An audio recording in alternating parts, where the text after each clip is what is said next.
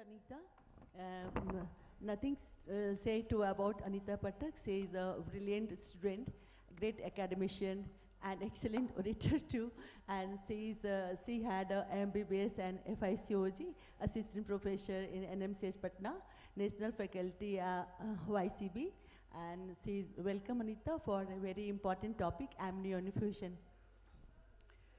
Hello, good morning everyone. Thank you, Chairperson Dr. Madhu, for your very kind introduction. Now, एक minute, ये कैसे? नहीं, ये पहले करनी तो फर्स्ट स्लाइड मेरा नहीं आ रहा है. Amnioinfusion is a recent technique by which fluid, usually normal saline, is instilled into the amniotic cavity by transabdominal or transcervical route.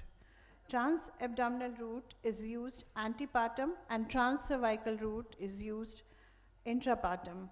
Amnioinfusion has been shown to be useful in preventing the complications of severe and prolonged oligohydramnios. These include the risk of pulmonary hypoplasia and pressure deformities during antenatal period and thick meconium and abnormal fetal heart rate patterns during labor. Now coming to anatomy of amniotic fluid is of mixed maternal and fetal origin. An amount of amniotic fluid is related to the gestational age. At 12 weeks, it's approx 50 ml, 400 ml at 20 weeks, 1000 ml around 30 to 38 weeks, and at term, it diminishes to around 600 to 800 ml. Now, main function of amniotic fluid is to protect the fetus, and it serves to cushion the fetus, allowing musculoskeletal development and protects it from trauma. It also maintains temperature. An epidermal growth factor is present in amniotic fluid. Ingestion of amniotic fluid into gastrointestinal tract and inhalation into the lungs may promote growth and differentiation of these tissues. Formation of intrapulmonary fluid and alternating egress and retention of fluid in the lungs by breathing movements are essential to normal pulmonary development. During intranatal period, amniotic fluid prevents cord compression and hence maintains oxygen supply to the fetus. Now, indications can be diagnostic, therapeutic. Diagnostic is aimed at improving acoustic window for ultrasound imaging of the fetus for optimum viewing. Therapeutic in pregnancies complicated by oligohydramnios and also in cases of PPROM. Transvaginal amnioinfusion is done during labor for treatment of variable or prolonged deceleration, prophylaxis for cases of known oligohydramnios as with PPROM and also in an attempt to dilute or wash out thick meconium. Now following are the contraindications of amnioinfusion in women with known chromosomal anomalies or major structural malformation, in case of active intrauterine infections such as genital herpes or chorioamnionitis, when the fetus is in serious distress, for example, late decelerations with absent variability in cases of malpresentation and also in cases of multiple pregnancies. Now the procedure. For the procedure, after obtaining informed consent, a vaginal examination is performed to evaluate for cord prolapse, establish the dilatation and confirm presentation. Fluid is placed through the uterus using an intrauterine pressure catheter.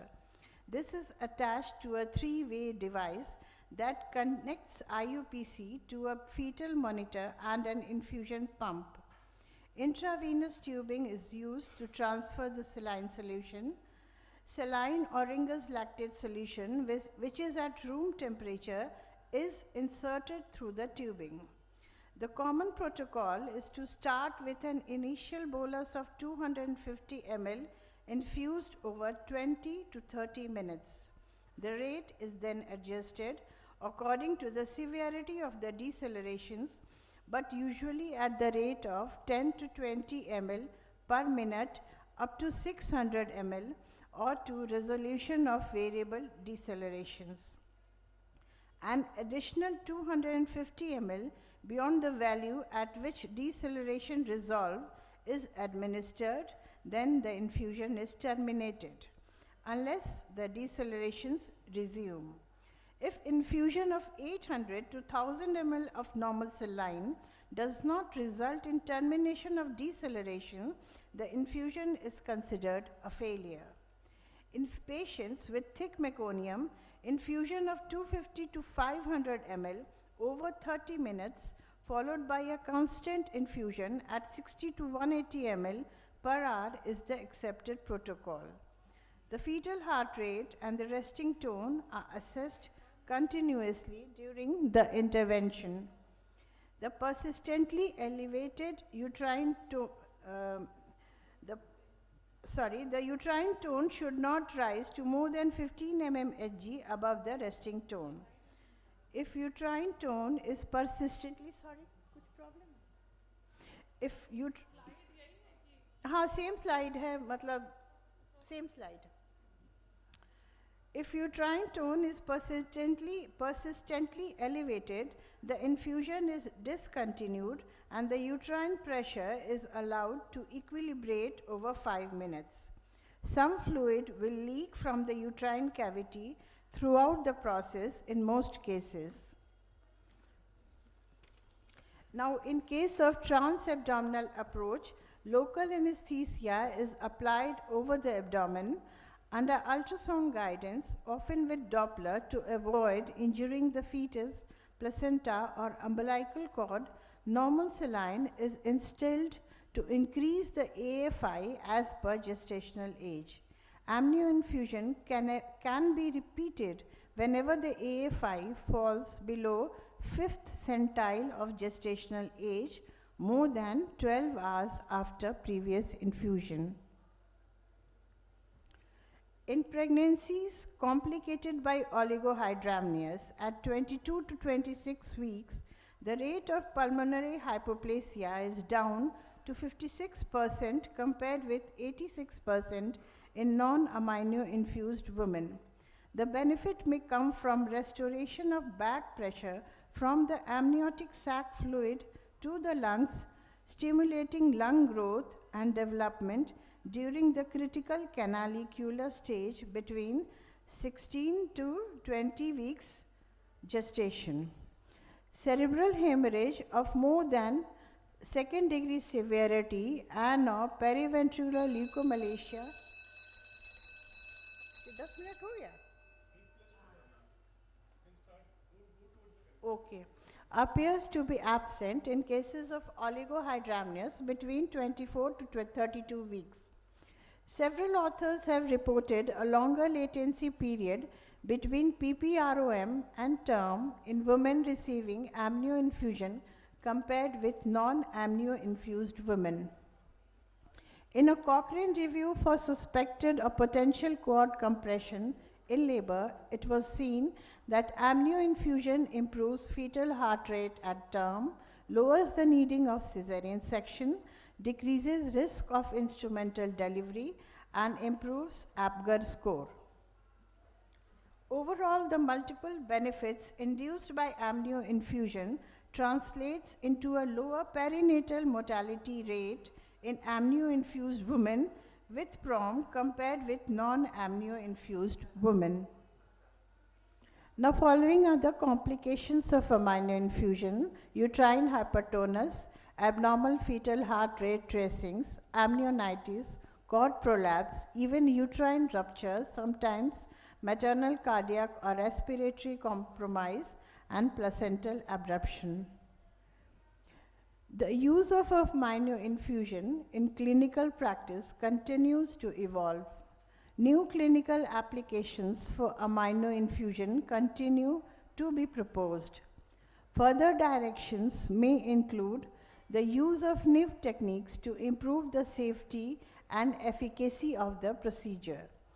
Attention should be directed towards ensuring that the evidence of effectiveness of amino infusion in specific circumstances is translated into clinical practice and that the remaining answered questions are addressed in appropriately sized clinical trials.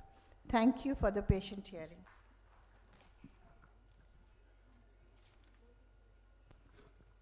Hello, hello.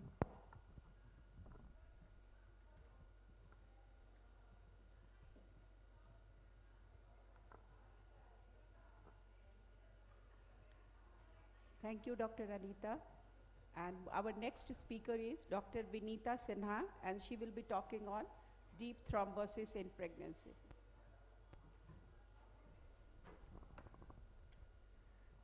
Welcome, Dr. Vinita. She is an assistant professor in the Department of Obs and Gynae, NMCH Patna.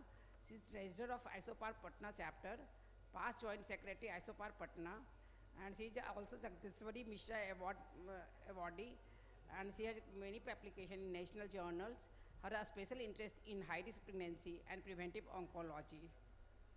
Welcome, Dr. Vinita. Thank you, chairpersons, for the kind introduction, and a very good morning to all present in the hall. I have been assigned with the topic deep vein thrombosis in pregnancy, and the next 10 minutes I'll be dealing with disease burden, risk factors, prevention and prophylaxis of DVT, diagnosis and treatment of DVT in pregnancy and labor, and I'll be going according to the RCOG guideline 2015. Now, deep vein thrombosis is an underdiagnosed condition, and if left unnoticed can have serious consequences, even causing disability and death. Yet it's a preventable medical condition. Hemostatic system of a pregnant woman faces many challenges. The hypercoagulable state of pregnancy has likely evolved to protect women from hemorrhage during pregnancy. This in turn makes it prone to thrombosis. Virchow postulated that stasis, local trauma to the vessel wall, and hypercoagulable state predisposes to venous thrombosis. During pregnancy, the risk for each of these rises. Risk increases with gestational age. It's 3 to 8-fold higher in puerperium, especially first 6 weeks. Approximately 15 to 25% are recurrent events. Though the absolute incidence of VTE during pregnancy is low, it's 5 times higher as compared to non-pregnant. Pulmonary embolism, the most dreaded complication of DVT, is the leading cause of maternal death in the developed world. It is the 6th leading cause of maternal death in USA and first in UK. 30% of apparently isolated PE are associated with silent DVT. Apart from pulmonary embolism, other complications are fatal lung failure, permanent valvular damage to veins, post-thrombotic debilitating symptoms, and lifetime risk of recurrence. The immediate identification and prompt treatment of thrombotic events is critical to avoid maternal death and serious post-thrombotic sequelae. Now, coming to thromboprophylaxis, it significantly reduces VTE. Universal adoption not recommended as the risks outweigh benefits. It's individualized according to patient. Threshold for recommending postpartum prophylaxis is lower. Now, agents used for thromboprophylaxis are low molecular weight heparins are the agents of choice. They have better bioavailability and so many more merits. Doses are based on weight. Monitoring of anti-10A levels is not required. It's safe in breastfeeding, and reduced doses are required in renal impairment. Unfractionated heparin are used in preference to LMWH if increased risk of hemorrhage, renal anesthetic techniques required, and in patients with regional anesthetic techniques required, and in patients with renal insufficiency. It's preferred for rapid and reversible anticoagulation because of its short half-life. If used after cesarean, then platelet count should be monitored every 2 to 3 days from days 4 to 14 or until heparin is stopped. Now, this is the prophylactic dose of heparin, of enoxaparin and dalteparin according to weight. Coming to oral anticoagulants, vitamin K antagonists like warfarin, it crosses the placenta and is teratogenic, and it is US FDA category D drug, but is safe in breastfeeding.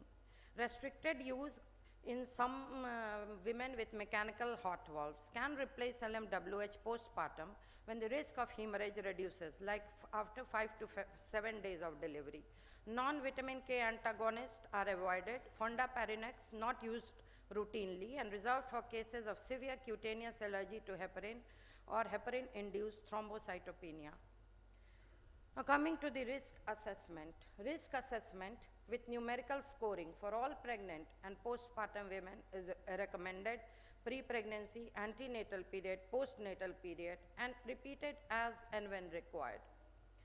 Now, these are the pre-existing risk factors ranging from previous unprovoked VTE to previous provoked VTE, known high-risk thrombophilias, medical comorbidities, and so many more. And the risk score ranges from 1 to 4. These are the obstetric risk factors like preeclampsia in current pregnancy, ART, IVF pregnancy, multiple pregnancy, cesarean section in labor, and all have score 1 except cesarean section in labor, which has score 2. These are the transient risk factors like any surgical procedure in pregnancy or puerperium except immediate repair of perineum, hyperemesis, OHSS. All the score ranges from 1 to 4. Now, there are thrombophilias which can be heritable as well as acquired. Now, in cases of no previous VTE or thrombophilia, if score is more than 4 antenatally, then consider thromboprophylaxis from the first trimester and 6 weeks postnatal. If score 3, then consider thromboprophylaxis from 28 weeks and 6 weeks postnatal. If more than 2 postnatally, then for 10 days postnatally. If admitted to hospital antenatally or postnatally, or if prolonged admission to hospital, then consider thromboprophylaxis. Now, thromboprophylaxis in case of previous VTE. If it's unprovoked, idiopathic, related to estrogen, then in antenatal period and 6 weeks postnatal. If provoked and no other risk factor, then prophylaxis from 28 weeks. If recurrent, expert opinion should be taken, higher dose of LMWH may be required, and if on oral anticoagulant, change to LMWH. Now, coming to VTE plus thrombophilia. It's mostly antithrombin deficiency and antiphospholipid syndrome associated. And patients are mostly on oral anticoagulation pre-pregnancy. Thromboprophylaxis in these cases are of higher dose and full treatment antenatally plus 6 weeks postpartum or until return to oral anticoagulants. Management should be in collaboration with experts.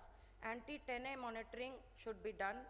Other heritable thrombophilia are low risk and can be managed with standard doses. First trimester risk factors are hyperemesis, OHSS. In these cases, temporarily thromboprophylaxis is given only till the condition resolves. And in IVF pregnancy plus other 3 risk factors, LMWH should be started in first trimester.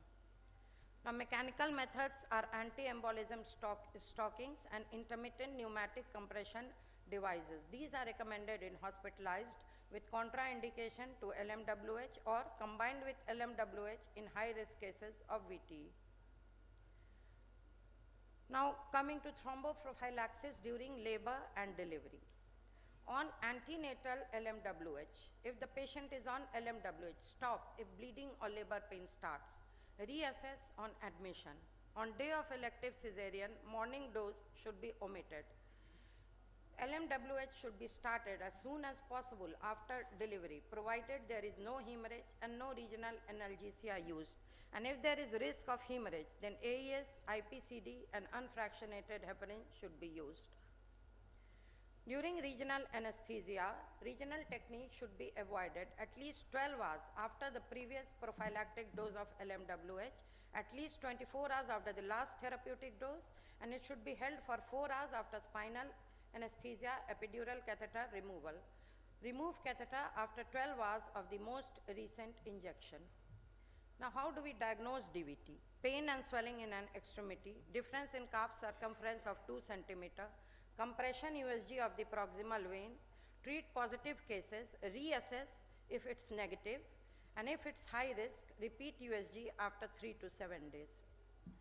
After routine baseline investigation, LMWS should be started once or twice daily. There is no consensus. Dose depends on booking weight, D-dimer testing, peak anti-10A activity, and platelet count not routinely done. In post-op cases, platelet count should be done every 2 to 3 days from days 4 to 14 or until heparin is stopped. Thrombophilia screen prior to therapy is not recommended. Wound drains, abdominal and rectus sheets should be considered at cesarean section, and skin incision should be closed with interrupted sutures to allow drainage of any hematoma. This is the therapeutic dose of heparin, enoxaparin and dalteparin based on the weight. Now, DVT is an underdiagnosed condition and can have serious consequences if not prevented. Prevention of VT is considered a patient safety measure in most mandated quality initiatives of hospitals. Various studies claim reduction in VT rates ranges from 60 to 80% with thromboprophylaxis. Early mobilization, adequate hydration, calf exercise, graduated compression thigh length stockings are easy and non-invasive methods to prevent DVT. A high index of suspicion, risk assessment, immediate identification, and prompt treatment of thrombotic events is critical to avoid maternal death and serious post-thrombotic sequelae. Thank you. Hello. Thank you, Dr. Vinita. You have discussed the topic thromboprophylaxis in pregnancy very wonderfully, and the timing schedules of thromboprophylaxis antenatally and postnatally in a very good manner. Thank you.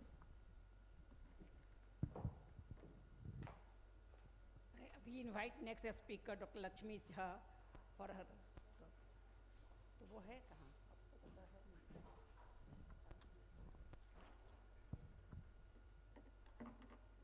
Respected chairpersons, senior colleagues and dear friends. Today I'm here to talk on a very important topic, and that is managing delivery of hydrocephalic baby. To define hydrocephalus as a condition caused by an imbalance in the production and absorption of CSF in the ventricular system. Let it be with me, I'll manage it, no? The slides. Not moving? Yeah. The incidence of congenital hydrocephalus is about 0.2 to 0.5 per 1,000 live births, and the higher incidence is found in elderly primary patients, and it is associated with a variety of physiological and pathological conditions. It is equally there in males and females, except in Baker-Adams syndrome and X-linked hydrocephalus transmitted by females and manifested in the males. The physiology of CSF production and flow, it is secreted in the choroid plexus of the lateral ventricle, and it goes to the third ventricle through the foramen of Monro, and then through the aqueduct of Sylvius to the fourth ventricle, and then through the foramen of Lashka and the foramen of Magendie to the cisterna magna, and then finally it reaches the cerebral and the cerebral subarachnoid spaces. The etiology can be congenital or it can be acquired, and because we are talking about the congenital ones, we'll focus on this. The congenital, it can be intrauterine infections or congenital malformations. The intrauterine infections are toxoplasmosis, rubella, cytomegalovirus, and the congenital malformations are Arnold-Chiari malformation, agenesis of foramen of Monro, arteriovenous malformations, brainstem malformations, cranial defects, and Dandy-Walker syndrome malformations. To classify, there are communicating and non-communicating hydrocephalus. Where communicating, there is no obstruction of CSF flow from choroid plexus to the arachnoid villi. Obstruction lies outside the ventricular system, usually in the basal cisterns and the arachnoid villi. In the non-communicating type, there is block in the circulation within the ventricular system. The diagnosis is, ultrasound is the mainstay of diagnosis, and confirmation if required, usually it is not required, but it's done by MRI, which is safe for the mother and the fetus. In normal atrium of the lateral ventricle, it is 10 mm. in diameter, but when it exceeds 10 mm, it's ventriculomegaly, and it's mild when it's between 10 to 15 mm, and it's severe when it's more than 15 mm. Normally, there is bright echogenic choroid plexus entirely that fills the lumen of the atrium, being closely opposed to both the medial and the lateral walls of the ventricle. But in cases of ventriculomegaly, there is anterior displacement of the shrunken choroid plexus that appears clearly detached from the medial wall of the ventricle. Now, management of such babies. And now, the management depends on the gestational age at diagnosis, presence of other anomalies, results of the karyotype, infection studies, and the wish of the parents. If the diagnosis is made prior to fetal viability, patient may consider pregnancy termination. But if the diagnosis is made after viability or the couple chooses to continue with the pregnancy, then the following procedures they can be performed depending on the circumstances. Isolated or associated with other congenital anomalies. When this isolated ventriculomegaly is associated, it is usually associated with, in 3% of cases, with chromosomal anomalies. And if it is associated with other defects, then the figure rises to almost 36%. The most common associated anomaly, that is in 25 to 30% of cases, is spina bifida, followed by other defects like CNS, renal, GIT in 7 to 15% of cases. So in these cases, fetal echocardiogram to check for the cardiac anomalies, amniocentesis to analyze the fetal karyotype, maternal testing to check for the recent or current infections, and genetic counseling, because X-linked recessive aqueductal stenosis, it carries 1 in 4 risk recurrence for future pregnancies and 1 in 2 risk for male fetuses. Cerebral agenesis with hydrocephalus is rare, but may be sex-linked and thus have a similar recurrence rate. Now, the degree, depending on the degree of ventriculomegaly, it can be mild when the cortical thickness is more than 10 mm with normal BPD. But when it is called severe, when the cortical thickness is less than 10 mm and there is abnormally increased biparietal diameter. The atrium of the left ventricle, usually it is less than 10 mm, but if it is more than 10 mm, it is either mild or severe if it is more than 15 mm. Now, follow-up of these cases during pregnancy, if it is an isolated and is mild to moderate hydrocephalus, serial scans to follow the progression and or regression should be done. Attempt to carry the pregnancy until fetal lung maturity is very important. Now, the timing of delivery. If it is associated with other defects or chromosomal abnormalities, couples should be counseled about the termination of pregnancy. No clear indication for preterm delivery if hydrocephalus is rapidly progressive prior to fetal lung maturity because of the risk of respiratory distress syndrome, necrotizing enterocolitis, which would delay shunt placement and could actually worsen the final outcome for which we have taken out the fetus. If the hydrocephalus is rapidly progressing and delivery is necessary prior to lung maturity, then corticosteroids for lung maturity should be given to prevent severe RDS. Now, the mode of delivery. It can be cesarean section. It is done when there is isolated disease and moderate to severe macrocephaly to facilitate atraumatic delivery of the enlarged fetal head, and also it is done in macrocrania. Vaginal delivery, when the vertex presentation and has only mild macrocephaly, and it is associated with anomalies that are either incompatible with life or associated with severe forms of neurological dysfunctions like alobar, holoprosencephaly, hydrancephaly, or thanatophoric dysplasia with clover-leaf skull. Here, cephalosynthesis and subsequent vaginal delivery are an acceptable alternative to cesarean delivery. Cephalosynthesis prior to delivery, it's a destructive procedure done to reduce the cranial size and potentially allow for the vaginal delivery. This is associated with significant fetal or neonatal morbidity and mortality and is indicated only in cases where the prognosis is thought to be extremely poor.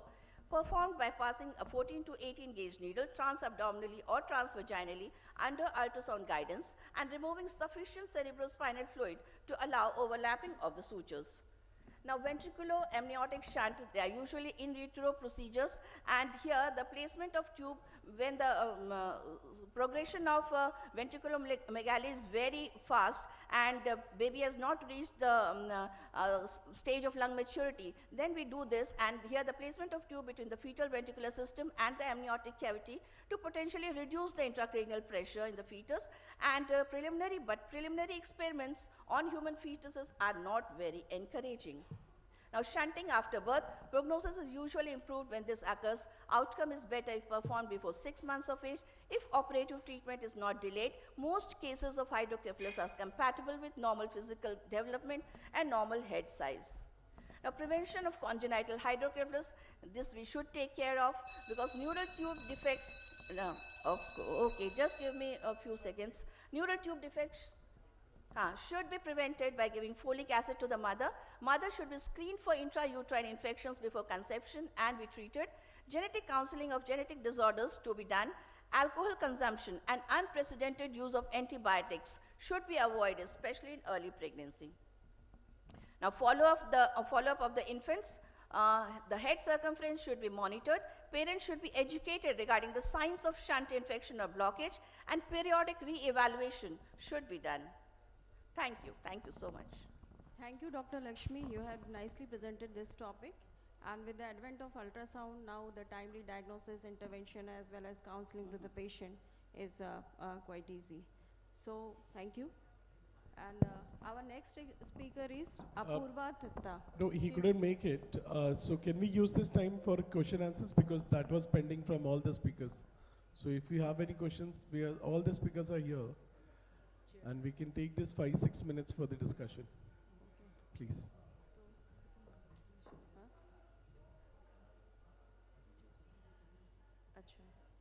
So, we will.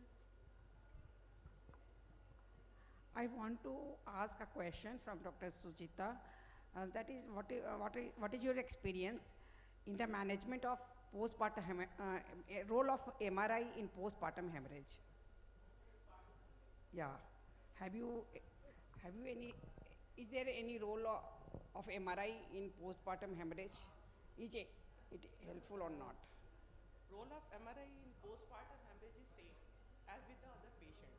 Yeah. Like we have to stage, we have to see their fetus is out from the uterus. Now we have to evaluate what is the condition of uterus. There is a normal biometrical echo texture, whether there is an intrauterine pathology, or whether there is a retained product of conception. We have to evaluate whether it is an obstetric cause or non-obstetric cause.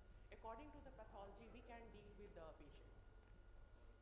So there is two, as I've already mentioned in my presentation, we have two modalities available during pregnancies, which are non-ionizing radiation free, are ultrasound and MRI. But after delivery, we are free to the all modalities. Like we have MRI, cross-sectional study, we have MRI, CT, and in non-invasive, this is simple imaging diagnostic center like ultrasound. And in post-abortal cases where there is no retained product of conception and patient goes on bleeding, intermittent bleeding, is there any role of MRI in form of arteriovenous channel and malformation like that? Definitely, ma'am. If we are suspecting atrioveral malformation, generally we have a baseline prior to MRI. Like ultrasound gives some indications, like we are suspecting some pathologies, like space occupying lesion, which are not very clearly delineated. Then we go for the cross-sectional imaging. We have both options, CT scan as well as MRI. Whichever is preferable, whichever is available, we can subject patient to that. Okay, thank you. I want to ask from Dr. Anita that you have said that the amnio infusion can be started as early as in the late second trimester of pregnancy. It is from the 24 to 28 weeks of gestation. And how much duration you will take, and what will be the interval between the amnio infusion? And at the which guideline gestational is age you will bring the fetus so that it can be delivered safely? The guideline is to maintain the amniotic fluid index, which is reasonable, which is appropriate for that gestational age. And if the amniotic fluid is becoming less, as the case is usually of oligohydramnios, they tend to have less amniotic fluid for maybe due to placental insufficiency or due to various reasons, then amnio infusion can be repeated 12 hours after previous amino infusion, and the aim is to maintain the amniotic fluid above 5/5 centile of the gestational age. ठीक है ना? And then we do the routine, we follow the routine protocol for following the growth of the fetus, twice weekly ultrasound, Doppler, and NST as per required in the 3rd trimester, and then we expedite the delivery.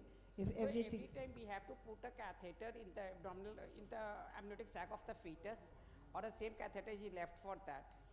No, but we have to, in case of intra-abdominal amnio infusion, in early pregnancy yeah, or I'm late, asking about intra-abdominal. same catheter, we have to change the catheter. Catheter you have to change. Yeah, because it will be a potential source. Pricking of the amniotic cavity will be done. What? I beg you? The frequent pricking or pricking of the In that case, amniotic yeah, cavity yeah. will be done. Yes, इसलिए मतलब high amnionitis is a risk for the frequent amnionitis. complication. Amnionitis is a complication of amnio infusion, and we have to take all the precautions so that we do not introduce infection in the amniotic cavity. Yeah, respected chairperson, we have Dr. Apurva who joined online, and he still want to deliver his talk. So is that okay if you allow? Okay. So we are putting him online, and we will move it in a hybrid mode. So he's here. You wanna quickly just invite him, please, one of the chairperson? Dr. Apurva Datta, please.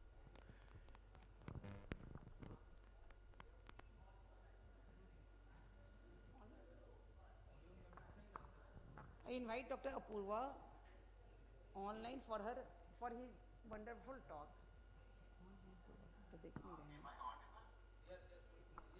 Yes, you are audible, sir.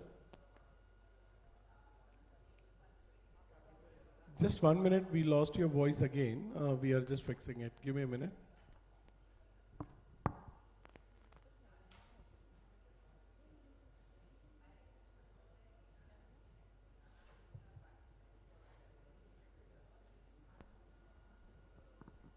This is the fun of being hybrid, yeah?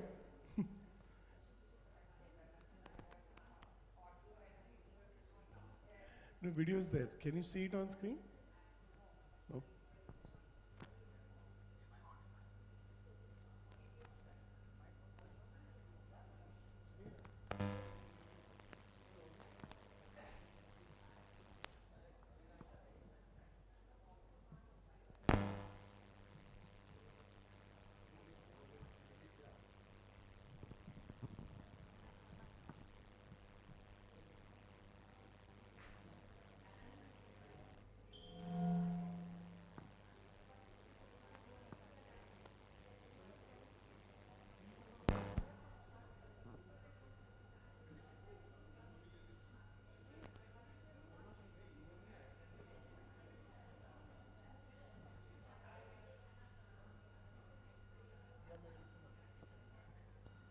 Check test.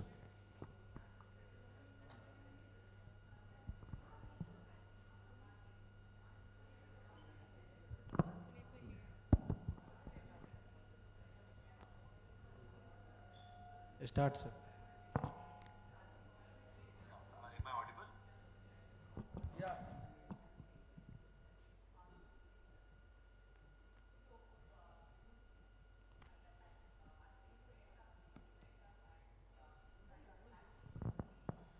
आपकी sound आ रही है sir, start कीजिए. Okay, okay. First of all, thank you so much to organizer, to Alka ma'am, to Supriya ma'am, to Neha Mohan ma'am, and thank you so much to chairperson who allow me to present virtually. Actually in the last moment, due to some medical emergency, I am in Mumbai, and so I am unable to come there physically. The topic allotted to me is anticoagulant use in the pregnancy. My dear friends, this topic is very important because many a time we had to use the anticoagulants in the pregnancy, but there is no value data is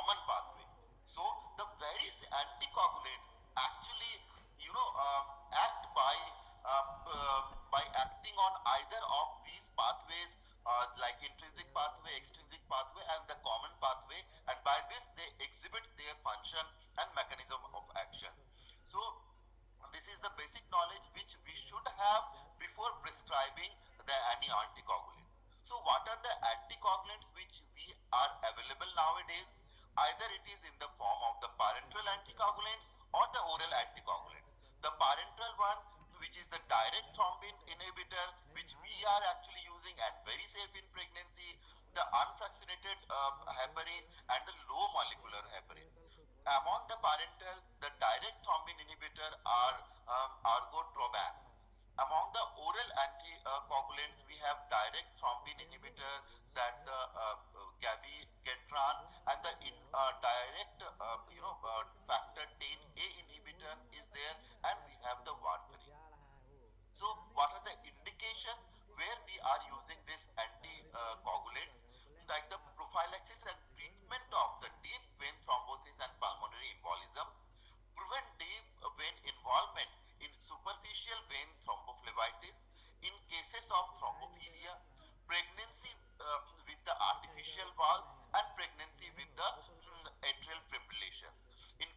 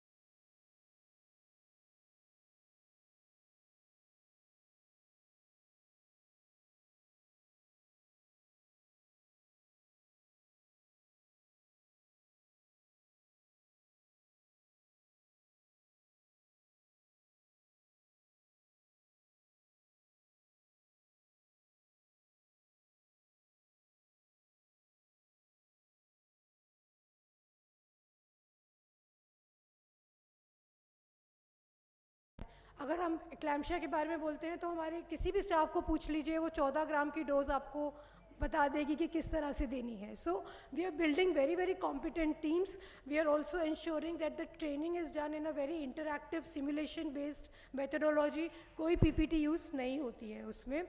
Then it is ensuring quality for your hospital. It also helps with the NABH certification. We are in initial talks with NABH, और जो हमारा जो अब certificate है वो NABH से भी endorse होके आएगा. So NABH certification में आपको help करेगा.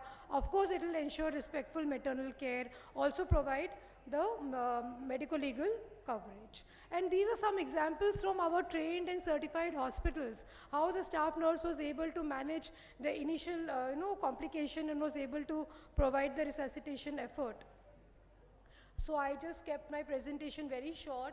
My talk today, actually I just want to, आप सबसे मुझे ये अनुग्रह करना है कि आप लोग अपने अपने हॉस्पिटल्स को मान्यता में रजिस्टर कीजिए. आपके ही पटना से 15 हॉस्पिटल्स ऑलरेडी मान्यता में हैं. It is an excellent program which is run by Foxy. It is just not giving you training, it is also ensuring that you will get a certificate at the end of this training. Your hospital will be called Foxy Manyata NABH Certified Hospital. So that is the entire plan for this session. And how do we register? My numbers are given to everybody here. You can contact me. There is a simple registration form, one pager, tick mark karna hai that you are interested, how many beds you have, how many staff will need training, and the entire package of training plus certification will get over in 2 to 3 months time. यदि आप आज register करती हैं तो 2 से 3 महीने के अंदर अंदर आपका training भी हो जाएगा and certification also will come to your hospital. It's an excellent Foxy initiative, and it should be availed by maximum number of Foxy members. So that was all from my end. Thank you, Dr. Shamita. Thank you very much for bringing this very important initiative to the all our obstetricians. Because I think it is very important in this present day and age of litigational practice and respectful maternity care. All private hospitals should have this, so that we as an obstetrician as well feel safe, and the patients also feel safe at the end of the day. So may I call upon the, thank you again, and please contact Dr. Shamita if you need any further information about how to be part of the whole project. And it's an initiative very close to our president's heart, Dr. Rishikesh Pai. So inviting our next speaker, Dr. Rita Kumar Jha. She's an ex-associate professor of PMCH Patna, the vice president-elect of the National ISOPAP 2024-25. She has been the president of the ISOPAP Patna chapter, life member Foxy, ISOPAP, IMA, SOFC. She's been a master trainer of IPAS and PPIUCD, and contributed multiple chapters and articles in national and state journals. Thank you, madam. And she's also going to be talking about Manyata in a different perspective. Thank you, madam. Respected chairpersons and esteemed audience, I am here to talk about Manyata program only. This is a sponsored program by JPIGO, and slides have been provided by Dr. Samita only. Thank you, Samita.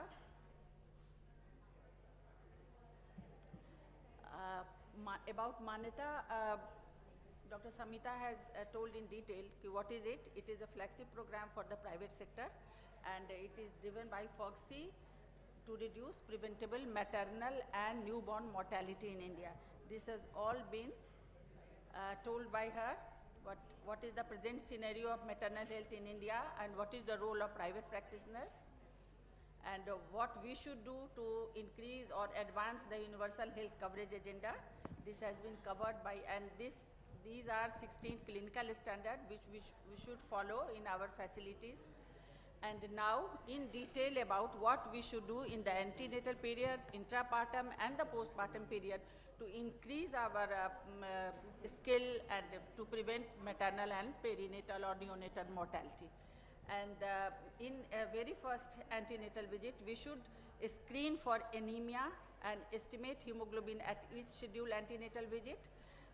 Regarding a hypertensive disorder, ensure availability of functional BP apparatus and stethoscope at point of use, record blood pressure at each antenatal visit, and perform proteinuria test at each antenatal visit. Regarding diabetes, we all know a standard OGTT with 75 grams of glucose at first visit, and repeat at second visit at 24 to 28 weeks if first test was negative. Perform HIV testing at first antenatal visit in all cases, and in 4th visit in high-risk cases. About syphilis, we are doing regular testing at first antenatal visit in all cases and 4th antenatal visit in high-risk cases. We screen for malaria only in endemic areas and in febrile cases. Blood grouping and RH typing is done at first antenatal visit for all antenatal cases. And we screen for asymptomatic bacteriuria using either urine culture or urine gram staining or dipstick test for nitrite during each scheduled antenatal contact. And while preparing for delivery, we should keep ready HLD tray, PPH box, pre-eclampsia and eclampsia box, functional item for newborn care, essential supplies, injection oxytocin and radiant warmer. And by triaging assessment at the time of admission, if there is need for referral, whether birth is imminent or presence of danger sign, or confirm whether it is true labor pain, we all know, and need for antenatal corticosteroid or antibiotic or Magself. Urine albumin and hemoglobin. An appropriate examination. To start with general examination, per-abdominal examination and pelvic examination, we should ensure clean and safe pelvic examination, and finding of pelvic examination should be interpreted. Assessment of pelvic adequacy is done in the last trimester. Then use of partograph, plotting of partograph, interpretation of partograph, decision-making tool, and avoiding inappropriate use of oxytocin. This is very important. And then very important is the respectful and supportive maternal care. And in these days, a great emphasis has been done regarding this. And by using respectful and supportive care, it has been seen that use of analgesia and anesthesia during labor, there is 21% reduction. Prolonged labor has been reduced by 95%, need for episiotomy by 44%, cesarean section, 20% reduction has been seen, prolonged hospital stay, 39% reduction, admission of newborn to newborn care unit, 13% reduction, newborn sepsis, 55% reduction, feeling of tension and anxiety during labor, 20% reduction, and severe postpartum depression at 6 weeks, 97% reduction has been seen by committing this respectful and supportive maternal care. And safe and clean birth is the need of the hour, and it's very important. We should save ourselves also and the patient also from cross-infection in the labor room by using personal protective equipment. Bladder should be empty. We support her at the time of delivery. Examination of the placenta should be done in each and every case for completeness of the placenta, or either if there is a rent in it. On abdominal delivery, baby should be kept on the chest or breast for breast crawl. And these are the essential newborn care. Baby should be placed on dry and warm towel, immediate drying, cover baby's head with cap, and skin to skin contact. These are very essential for preventing baby from hypothermia. And then clean cord cut, cord tie and dry cord stem to prevent infection. Early initiation of breastfeeding, we all know of all advantages of this. And assess while drying for breathing, and then delayed cord clamping. We already heard yesterday essential newborn care, and we heard about the delayed cord clamping and how it prevents neonatal anemia if we delay the cord clamping by 60 seconds or 1 minute only. So we should practice this. And M-cell, we all know and we all practice it, injection oxytocin within 1 minute of delivery, and controlled cord traction during contraction to remove the placenta. But here we should be cautious at periphery, and where there are skilled birth attendants are not available, then this controlled cord traction is said not to be done by them. It should be done by only trained providers and clinicians. And then uterine massage. We all practice it to prevent postpartum hemorrhage. And if it at all occurs, we should identify at its earliest PPH and shock, and thereby shock, hemorrhagic shock, to manage it at its earliest, and cause identification, what the drug we should use, and maneuvers. And this is a guide to visual estimation of blood loss in PPH. We already know it and heard it at several times. And then, ये क्यों नहीं आ रहा? Initial management of PPH. And at the early recognition of PPH, we should shout for help, mobilize all available health personnel, evaluate vital signs, pulse, blood pressure, respiration and temperature.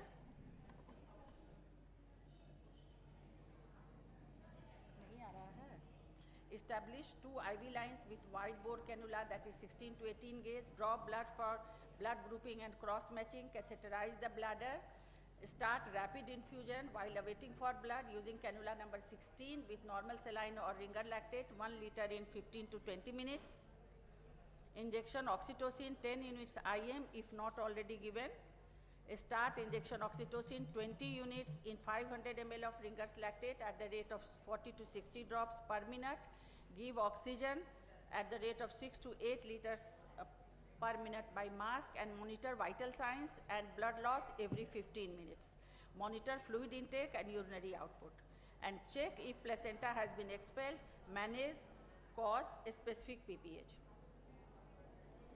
And then if there is PPH, how we should manage it: empty urinary bladder with Foley's catheter, insert gloved hand in vagina, remove any visible blood clots from the vagina, and place fist in anterior vaginal fornix and press against anterior wall of the uterus. At the same time, we place other hand on abdomen behind the uterus and pressing against posterior wall of the uterus.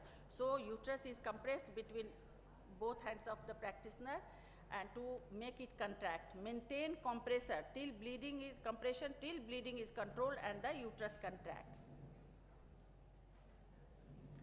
And then compression of abdominal aorta, we should all of us should know, apply downward pressure with closed fist over abdominal aorta directly through the abdominal wall, and with other hand palpate femoral pulse to check whether our pressure is adequate or not. If pulse is palpable, it suggests that our pressure is inadequate, and if pulse is not palpable, then our pressure is adequate. So maintain compression till bleeding is controlled, and this compression is done at the level of umbilicus. And maximum time we can apply pressure for 20 minutes. In between we can release the pressure to know whether our compression was adequate or not.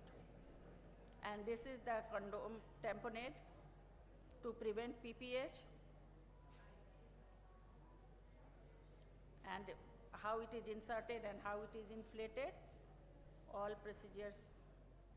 Then we should be very aware of preeclampsia and eclampsia and identification of this early, and prophylactic use of Magself, identification of toxic signs of Magself, that is knee jerk or respiratory depression or urinary output, and then timing of delivery, and to prevent it, calcium supplementation in antenatal period. Then management of severe preeclampsia, what is the role of antihypertensive, when it should be given, nursing care, management of severe preeclampsia and eclampsia, and besides anticonvulsant, role of magnesium to prevent prematurity as well, and decide for termination of pregnancy. Then newborn resuscitation, and we all know about the golden minute, 1 minute time to give maximum support to the newborn, positive pressure ventilation, and these days suction is done only in selected cases, not in all cases, only in thick meconium, only appropriate use of oxygen, early breastfeeding and observational care. Newborn with a small size, even then breastfeeding is promoted with kangaroo mother care, assisted feeding, and the role of vitamin K, 1 milligram in 0.5 ml or 1 ml, and half the dose if baby weight is less than 1 kg. And then immunization. Immunization schedule should be made available to all the PG. We all know at the routine immunization, and all immunization should be done so that the baby has become beneficiary. Infection prevention protocols, and the most important is hand washing. We all know the importance, use of personal protective equipments, processing of used item, proper handling and disposal of sharp, maintaining a clean environment and biomedical waste disposal. 1 to 2 minutes more. Stage 4 monitoring, both mother and baby with temperature, pulse rate, blood pressure, uterine tone, bleeding, and baby temperature, respiratory rate, activity, and feeding. And audit, clinical audit. These days, this audit is gaining importance. All provider reviews, clinical practices related to cesarean section at regular interval. Classification of all cesarean section as per modified Robson's criteria. Clinical audit of C-sections, monitoring of rate of complications of cesarean section, and operation theatre whether it is adequately equipped for conducting cesarean or not. And these are 10 facility standard for the facility itself. And this Manyata program, as already told by Samita, it has 23 states has been covered, and 2,000 plus hospitals has been registered, and more than 15,000 providers has been trained, and 6,49,000 safer delivery has been conducted through it. And this benefits of being a Manyata certified provider has already been discussed by Dr. Samita. So thank you very much. We should practice this whole program of Manyata to lower down the maternal mortality and morbidity, and at the same time neonatal mortality and morbidity. Thank you, Samita, for providing the. Thank you very much. Very wonderful initiative by Foxy. I would like to ask one question from Dr. Samita. Are you providing medico-legal support also?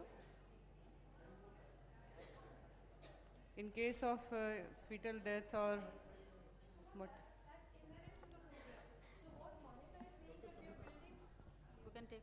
So, ma'am, that is inherent to the program. So, what Manyata is doing is that we are making staff so capable, and we are certifying that the facility is providing the best clinical service.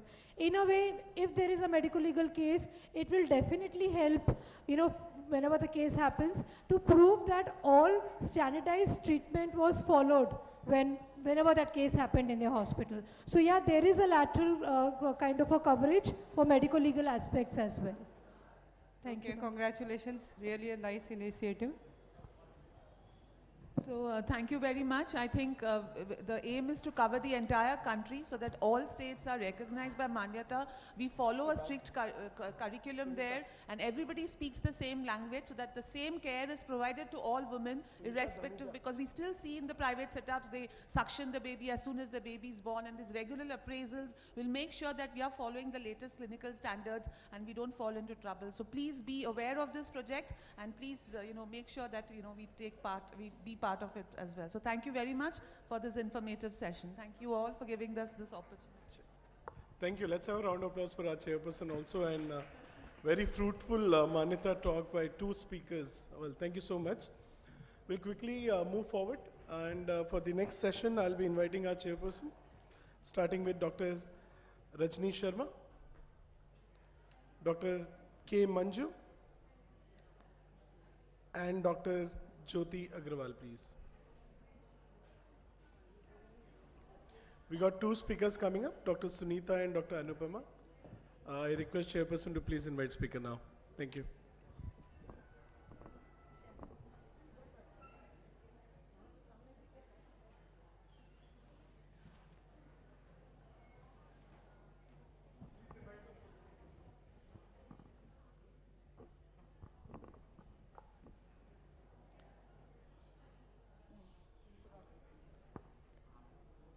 Thank you for giving opportunity to chair this session. Now, Dr. Sunita Dhamija, Senior Advisor, Clinical Service and Training, Jalpaiguri, India. Technical Leader for Maternal, Newborn and Child Health Program, Jalpaiguri. International Training Expert. Over 30 years of experience in obs and gynec, technically supported national and state government in different MNH activity. I'd like to introduce Dr. Sunita after Rajni ma'am. She is our teacher and she is a national trainer for all the Manyata, Dakshata Now the GDM training programs are very dedicated national trainer, and I have already been trained by her, and it is a great opportunity to chair a session where she'll be speaking on what's new PPH. PPH again is an enigma for all of us, and everywhere in all the conferences we just want to run away to a session where PPH is being talked about. And so ma'am, what's new? You just welcome here to, and now the stage is yours. Thank you, thank you. I just have a small request. The room is getting very noisy, so I request doctors, if you need to discuss offline, please take it outside the room. And keep your phone on silent, that I really appreciate that. Thank you. Over to you, ma'am. Hi, good morning all. Good morning. So that I can understand that hall is physically, people are present here. Yes. Okay. So my topic is prevention and management of PPH. What's new in this? Okay. So PPH, we all know that it is a leading cause of maternal death worldwide as well as in India. Around 1/4 of all maternal deaths are associated with PPH. And it affects about 5% of all women giving birth around the world. And if we want prevention, then majority of PPH associated deaths could be avoided by the use of prophylactic uterotonics during the 3rd stage of labor, that is active management of 3rd stage of labor. And if diagnosed at time and treated in time, then related deaths can be prevented. If you see the definitions of PPH, since you are attending so many and you are treating all the cases, you are expert in this, so I am just giving an overview of PPH. So the 4 definitions are there. One is primary PPH, that is blood loss of 500 ml or more within 24 hours of vaginal birth and 1000 ml or more after cesarean delivery. Severe PPH is defined as blood loss of 1000 ml or more in vaginal birth and 1500 ml or more after cesarean delivery. And massive PPH is blood loss of either 2000 ml or 2500 ml or more. And secondary PPH is defined as excessive blood loss from the genital tract after 24 hours of birth till 6 weeks post-delivery, that is puerperal period. And if we see the recommendations given by WHO on prevention and management of PPH, so from 2009, WHO has released guidelines for the management of PPH and retained placenta. Then in 2012, the recommendation was released on the prevention and treatment of PPH. 2017, the recommendation was released on injection tranexamic acid use for the management of PPH. And in 2018, the recommendation for prevention of PPH uterotonic use was revised. In 2020, for the non-institutional birth, the uterotonic use, that is advanced distribution of misoprostol for self-administration by the pregnant woman, was released. And in 2020, the route of administration of oxytocin was given, and in 2021, the recommendation of uterine balloon tamponade was revised. And in 2021, the essential medicine list was also given by WHO. So these are few recommendations given by WHO on prevention and management. If we see the prevention of PPH, we all know that active management of 3rd stage of labor is the most important step in prevention of PPH, and there are 3 critical steps.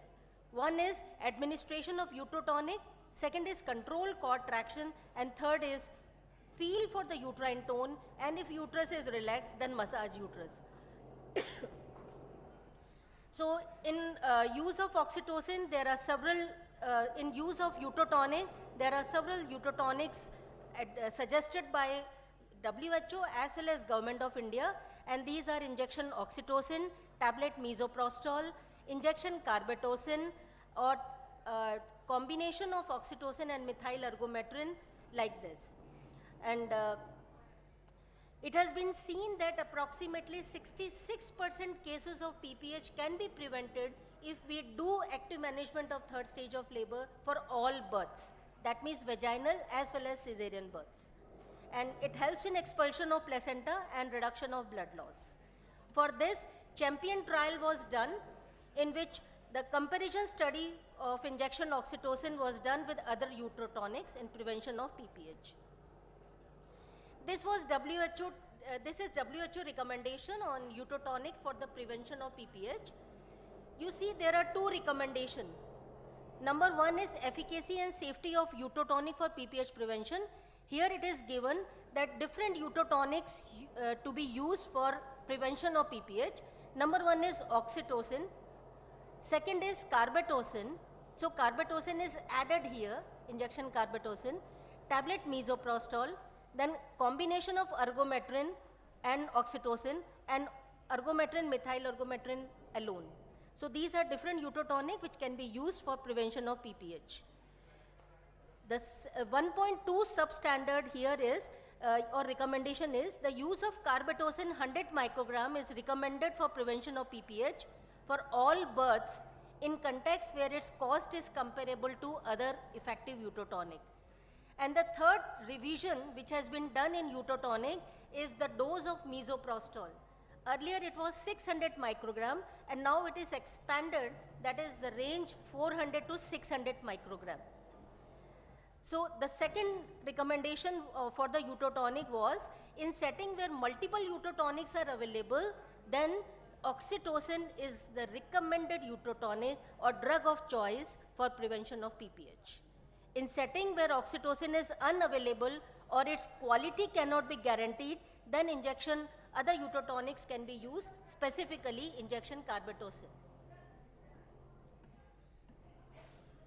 So if we see the recommendation on route of administration of oxytocin, earlier it was given that oxytocin 10 international units should be given intramuscularly or intravenously. This is the recommended drug of choice for AMTSL.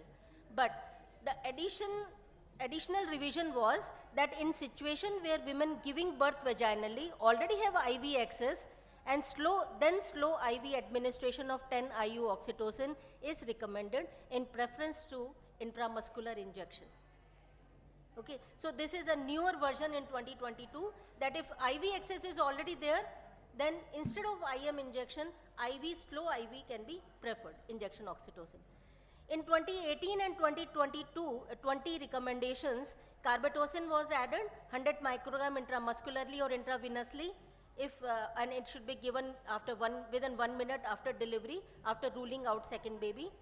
Tablet misoprostol dose was expanded 400 to 600, and the third was if IV access is there, then slow IV is preferred than IM injection. There are some additional revisions in AMTSL. Number one is delayed cord clamping, which is part of essential newborn care earlier, is added as a step in AMTSL now. So delayed cord clamping within 1 to 3 minutes after birth is recommended. Number two, control cord traction is not a mandatory step. It should be done only by the skilled birth attendant if the provider is trained in this. And the third revision is that no routine uterine massage. Feel for the uterine tone, and if uterus is relaxed, then massage the uterus. So these are different uterotonics, oxytocin, carbetocin and misoprostol. I am not going into detail about the what is the drug, recommended dose and route and pharmacokinetics. But here I want to say that if we see the half-life of oxytocin and carbetocin, half-life of oxytocin is just 1 to 6 minutes and it is very short duration of action, so repeated doses has to be given. Okay, but for carbetocin, the half-life is around 40 to 60 minutes, and because of long half-life and because of sustained uterine contraction, it should not be given for induction and augmentation of labor. It should strictly be given for the prevention of PPH alone. Okay, 100 microgram intramuscularly or intravenously. Then we all know that PPH immediate, there are two types of PPH, immediate or primary PPH, and then is delayed or secondary PPH. And for primary PPH, there are 4 T's. The causes are 4 T's: atonic PPH, traumatic PPH, retained tissue, and thromboembolic. So if we see out of the 4 causes, 80% is mostly atonic PPH. Then 10 to 15% traumatic PPH, and 3 to 5% that is retained tissue, and only hardly 1 to 2% is because of thromboembolic causes, that is DIC, etc. After this diagnosis or assessment for PPH can be done by measuring by different estimation of blood loss. One is quantitative estimation of blood loss, that is brass V or other blood collection receptacle. Second is visual estimation. Third is by clinical signs and symptoms of blood loss. Fourth is shock index. And then rapid assessment of the level of uterine fundus, stone, genital tract for trauma and lacerations or hematomas, and signs of uterine rupture. This is the way how we can assess and diagnose this is a case of PPH. What is new in PPH management? So in 2017, there were guidelines or recommendation released on tranexamic acid. Injection tranexamic acid should be given for all cases of PPH irrespective of the cause. This is the main point here, and give 1 gram of tranexamic acid in 10 ml intravenously at 1 ml per minute rate over 10 minutes, and give this tranexamic acid as early as possible during PPH cases, and better results if we give within 3 hours after diagnosis of PPH. And the second dose can be repeated after 30 minutes if bleeding continues, or if bleeding restarts after 24 hours of giving tranexamic acid. So this was on tranexamic acid, the first recommendation, and the second is on uterine balloon tamponade. The revision for uterine balloon tamponade was that give first line treatment of PPH, and if first line of treatment of PPH is not responding, and if PPH is not controlled, then only you move towards uterine balloon tamponade or some mechanical compression methods. For this, following situation should be met. Immediate recourse to surgical intervention and access to blood products is possible. So these are few conditionalities added in uterine balloon tamponade, that the surgical intervention and access to blood products is available, and the first line treatment should be done, and if along with utotonic tranexamic acid IV fluid. Other causes of postpartum hemorrhage can be reasonably excluded, and procedure should be performed by the skilled or trained person. Maternal condition can be regularly and adequately monitored. Okay.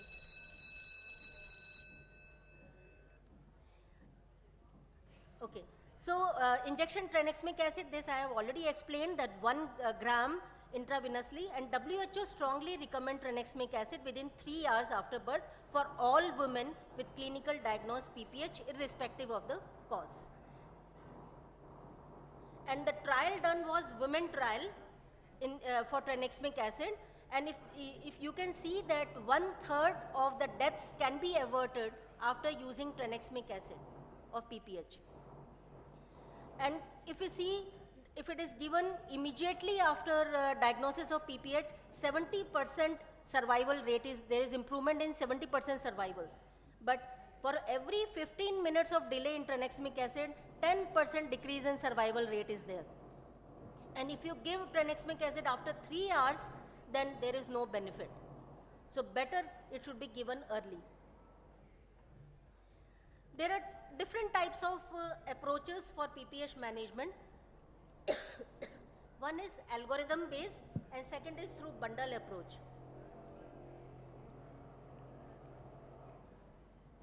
This is Government of India's new protocol poster for PPH management, and this is algorithm based PPH management protocol. And the second approach is bundle approach. That is, and in this bundle approach, we all know there are 2 types of components, clinical and non-clinical components. In clinical components, there are 2 types of bundle. One is primary bundle or first response bundle, and second is refractory bundle, along with their supportive measures. Different trials were done for PPH prevention and management. One was champion trial for carbetocin. Second was E-motive trial for first response bundle. Third was women trial for injection tranexamic acid. trap 1 for tranexamic acid for vaginal delivery and trap 2 for tranexamic acid used for cesarean deliveries. So these are different trials done. If after the primary bundle the PPH is not controlled, then refractory PPH is there. For refractory PPH, the recommendations are, just 2 slides, that if you fail to control PPH, then surgical intervention should be initiated sooner rather than later. The second one is intrauterine balloon tamponade is an appropriate first-line intervention when uterine atony is the main cause of hemorrhage. Conservative surgical intervention may be attempted as a second-line management. And resort to subtotal or supracervical hysterectomy sooner rather than later. And ideally, and when feasible, a second experienced clinician should be involved in the decision for hysterectomy. So these are few recommendations for the refractory PPH. For special cases like multifetal pregnancies, all fetus must be delivered prior to administration of utotonic drugs. And methyl ergometrin, that is methergine, should not be given in hypertension, cardiac disease, severe anemia or Rh negative mothers. Injection prostaglandin like carboprost or prostadine should not be given in bronchial asthma and heart disease. Carbetocin is as effective as oxytocin in the prevention of PPH for all births, maybe vaginal or cesarean. And these are 2 slides, what I have discussed in this session. These are summary recommendations of WHO. These are summary recommendations, and we all know that facility should be prepared for PPH. If we want to reduce the deaths because of PPH, the facility should be prepared. Preparedness of the facility means your PPH management kit should be there in your labor room, OT, triage area. Number 2, all the providers should be well trained. There should be protocol, PPH management protocol and referral protocol and blood transfusion protocol. And there should be emergency response team in your facility, and regular drills should be going on in your facility so that the team is prepared for PPH management. If you can summarize, ma'am. So let's join hands to save mothers from PPH, and these are references I have taken from PPH. Thank you. Thank you. Thank you, ma'am. It was a very illustrative. Thank you. Thank you, Dr. Sunita Davisa, for very good talk on PPH. PPH is a very important factor for maternal morbidity worldwide. It is also a major contributor for maternal morbidity. So early identification and early treatment is the keynote for success. Thank you, madam. Thank you. Now I call upon Dr. Anupma Roy, who is an advisor in clinical services and training, Japaigo. Maternal and newborn child health and cancer care is her main advisory departments, and she will be talking again on a very important topic, and that is mental health, a silent killer in our pregnant mothers. And we all know that everybody who comes to our clinic have some or the other attachments of mental illnesses, and this is a very important topic. So let's hear Dr. Anupma with pin drop silence. Thank you. Thank you, chairpersons. I would first like to begin by thanking Dr. Alka Pandey and the Patna OBGYN Society for giving me this opportunity. So as India is moving rapidly towards reducing maternal mortality, now the focus is shifting towards positive birthing experience, and there's a lot of attention being given to maternal mental health. So I will be giving you a broad overview of what is happening in this space. So if we look, as madam said, in our outpatients or in our postnatal wards, most often 3 days postpartum, you would see the woman having complaints of anxiety, depressive thoughts, not breastfeeding the newborn and crying all the time. So what is next after this? most often the support system at home, either the mother-in-law or the mother, will tell the woman that ये तो normal है, unnecessary stress ले रहे हो, हमारे भी 3-4 बच्चे हुए हैं. So most often this is normalized, and 80% of the time the woman settles in a couple of weeks. But is this reassurance good enough? When do we need to take care and make sure that this woman does not progress to clinical depression? Audience, please be silent. This does not progress to clinical depression needing antidepressants, or when does it not progress to a situation where she lands up harming herself or the child? So if we look at the statistics, globally 1 in 5 women, that means 20% of maternal health issues are seen in pregnancy and childbirth within 1 year of childbirth. That's the perinatal period which is considered. And in India, about again, of the depression patients, about 20% of them are pregnant women and mothers. And again, Indian statistics say 7.6% of women have suicidal tendencies. So not much is known about what is the pathogenesis, but it is believed that the rapid changes in hormones because of post-delivery can trigger these changes, and also genetics or socio-psychological stresses are known to be causing these depressive thoughts. Now, who's at risk? So when we take histories of the patients, we need to make sure that they are not suffering from psychiatric illness in the past.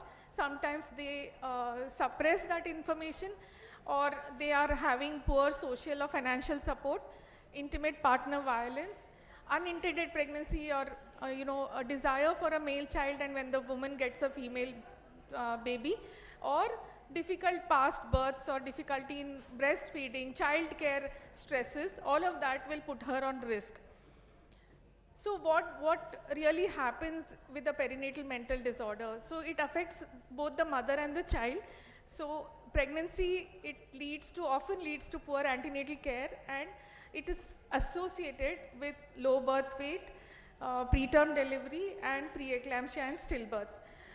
Mother obviously will fail to care for herself, and this leads to impaired bonding, and long term the child can have low IQs, behavioral problems, and delayed milestones. So mental disorders are a wide range, including anxiety, depression, and major psychotic illnesses like schizophrenia and bipolar. Because this conference is on labor and beyond, I will be restricting myself to postpartum mental disorders. So usually postpartum is the highest, about 40% of incidents, but they can happen pre-conception or in the antenatal period. So if you look at postpartum mood disorders, about 50 to 85% are called postpartum blues, which are very mild and which resolve most often on their own. But about 10 to 15%, in India the statistics say 22% have postpartum depression, which necessitates therapy, and very rarely, very severe, 1.1 to 0.2% can land up with psychosis. So we come back to our patient who was crying unnecessarily and was very sad, not taking care of the child. So if it's postpartum blues, as most of us have seen, it starts within 1 to 3 days but resolves on its own in 10 to 14 days and does not require any treatment. All we need to do is reassure the woman. But what we want to identify as clinicians is postpartum depression, which is most often missed.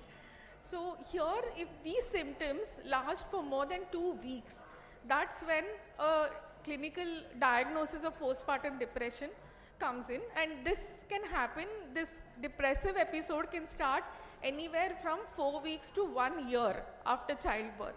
And there are about 9 behavioral and emotional symptoms which are listed, and if 5 of them are present in the woman and it's there for more than 2 weeks, then a diagnosis of depression is made. So just to tell a couple of examples is feeling worthless, having suicidal ideation, or indecisiveness, not able to concentrate, not able to breastfeed. These are some of the symptoms that we need to look out for. So what can we do? As clinicians, I will be talking about the recommendations, but I will first go through what really as clinicians we need to do. First is, as I had listed the number of risks that are there, you look at those risks. So you do a risk assessment of the woman. There are, as previously listed, history of mental illness or young age or low socioeconomic status or previous bad birth experiences. All of them are going to put her at a risk. So you can predict. The first step is you can predict whether this woman is going to get into a mental disorder or not. The second thing what we can do is detect. So there are a lot of screening tools available, and I have listed a few, but the most popular one is the Edinburgh Postnatal Depression Scale. So what does it have? It has 10 questions, and it can be self-administered. The lady herself can take it, or you can ask her questions. And this usually, though it's called postnatal depression scale, it's been used throughout pregnancy, right from antenatal to postnatal period. There is no differentiation done as far as depression in the antenatal period or postnatal period. So this can be administered at that stage. It has 10 questions. Just to give you an example, I thought of harming myself or my child. So things like that. So you have to score it, and your score above 13 will put the woman at risk for a moderate to severe mental disorder. But as a premier institute like NIMHANS has found that this kind of a test is not very suitable for the Indian context. So what they have adapted is the simplified questions. So what can you do? You can ask simplified questions, the GAT-2 scale or the Woolley's questionnaire, which is just 4 questions. Are you feeling nervous or anxious? You're not able to stop thinking or worrying? Or have you been bothered by feeling down, depressed? Or have you been losing interest, or you don't have pleasure in the normal happiness of your day-to-day life? So these are the 4 questions. So if any of these come as yes, then you go on to ask one more question about suicidal ideation. So if any of these questions are yes on screening, they are screen positive. And definitely if the suicidal ideation question where you ask her, have you harmed yourself or are you planning to harm your child, then definitely this woman would require specialist referral and would require higher treatment. Treatment options again will depend on what is the severity of the depression, whether it's mild, moderate or severe. They could either be psychotherapy like counseling or pharmacological treatment and support groups. So mild to moderate depression, usually counseling and support group therapy and cognitive behavior therapy and interpersonal psychotherapy most often would settle with these interventions and does not require pharmacological intervention. But for moderate to severe depression, the first line is antidepressants along with psychotherapy. So selective serotonin reuptake inhibitors, but obviously I have put it down for information, but we would be referring it to a mental health specialist and then take his advice for giving the antidepressants. But one good news is that most of them have very little transferring into the breast milk, so they can be given safely.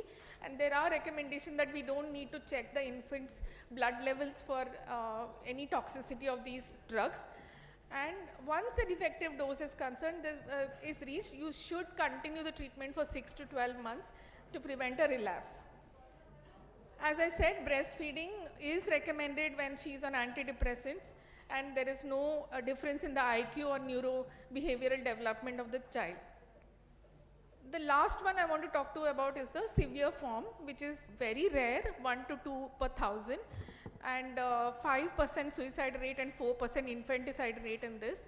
Usually is very rapidly starts and becomes very severe, and they have additional they behave very incoherent, and they have auditory and visual hallucinations, paranoia, and delusional thinking, that they think that already the child is dead, very, very abnormal behavior.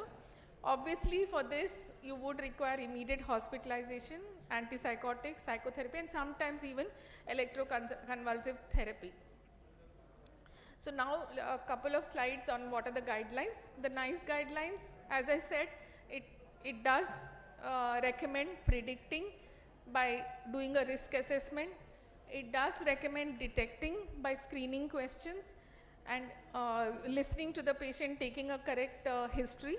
And it does recommend treating with psychological interventions for mild symptoms, medications for moderate to severe, urgent referral and hospitalization for severe mental disorders, and obviously specialists intervention.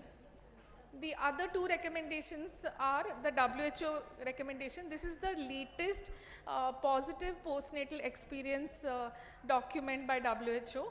They talk about screening for postpartum depression using a validated instrument recommended and should be accompanied by diagnostic and management services. Just screening is not enough. It has to be followed up with diagnosis, because screening is not confirmatory. You need to do few more clinical evaluations to confirm that she is depressed, and you should follow it up with management. Psychosocial and psychological interventions for preventing. So predicting and preventing is also included in the WHO recommendations for a positive birth experience. And the ACOG committee opinion, again, clinicians should screen patients at least once during the perinatal period for depression and anxiety symptoms using a standardized tool. So our organization is going to initiate a project in Jabalpur on perinatal mental health in collaboration with NIMHANS. So we are going to be testing the tools, and hopefully very soon the national guidelines will come out as what is the ideal screening tool for any woman in the antenatal period, where you can predict and screen for positive or negative depressive symptoms. So in conclusion, it is a relatively common with long-term consequences for mother and child, and it's easily missed, and we should include screening in our this thing. Most often in our busy schedules it is missed, but we should include some kind of screening to identify patients who are at risk, and if identified early, it can be treated successfully. So effective treatment of maternal postpartum mental illness is an early intervention, in fact, for a child. So investing in this will ensure the healthy generations to come. Thank you for your patience.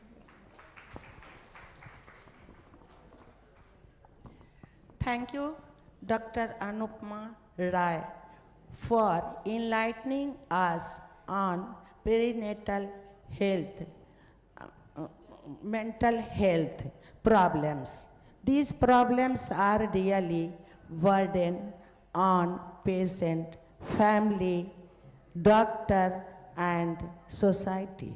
And diagnosis of these problems are very difficult, and treatment are also very difficult. So thank you very much for this talk. Thank you, Dr. Anupma, for the illustrative, descriptive, and a very nice talk. Newer recommendations and the government guidelines are very necessary, because we very commonly come across as postpartum psychosis, especially if the female gets another female, second child, she comes with psychosis. And it is very common every day, every now and then we see this problem, and it needs to be dealt into, and especially yoga and prenatal exercises and meditation will go a long way in preventing it. Thank you so much. Thank you, Chairperson. Thank you so much. Looking at the time, we'll quickly move to the panel discussion. Let's have a round of applause for our Chairperson and both the speakers. Thank you so much.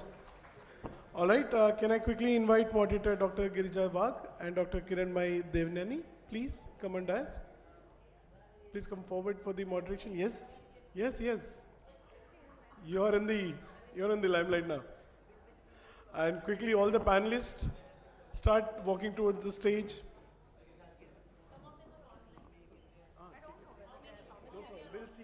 get started, because Yeah, just tell us who is online.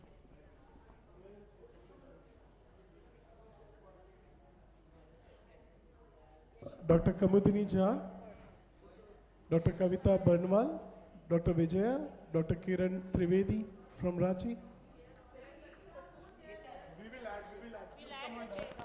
Dr. Neena Agrawal, Dr. Ritu, Dr. Suparna Banerjee, and Dr. Neetu Prasad, please.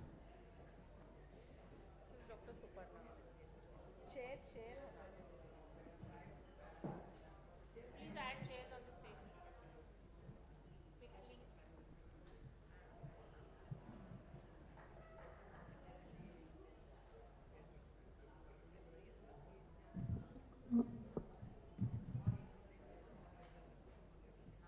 Kiran Trivedi is asking for the link.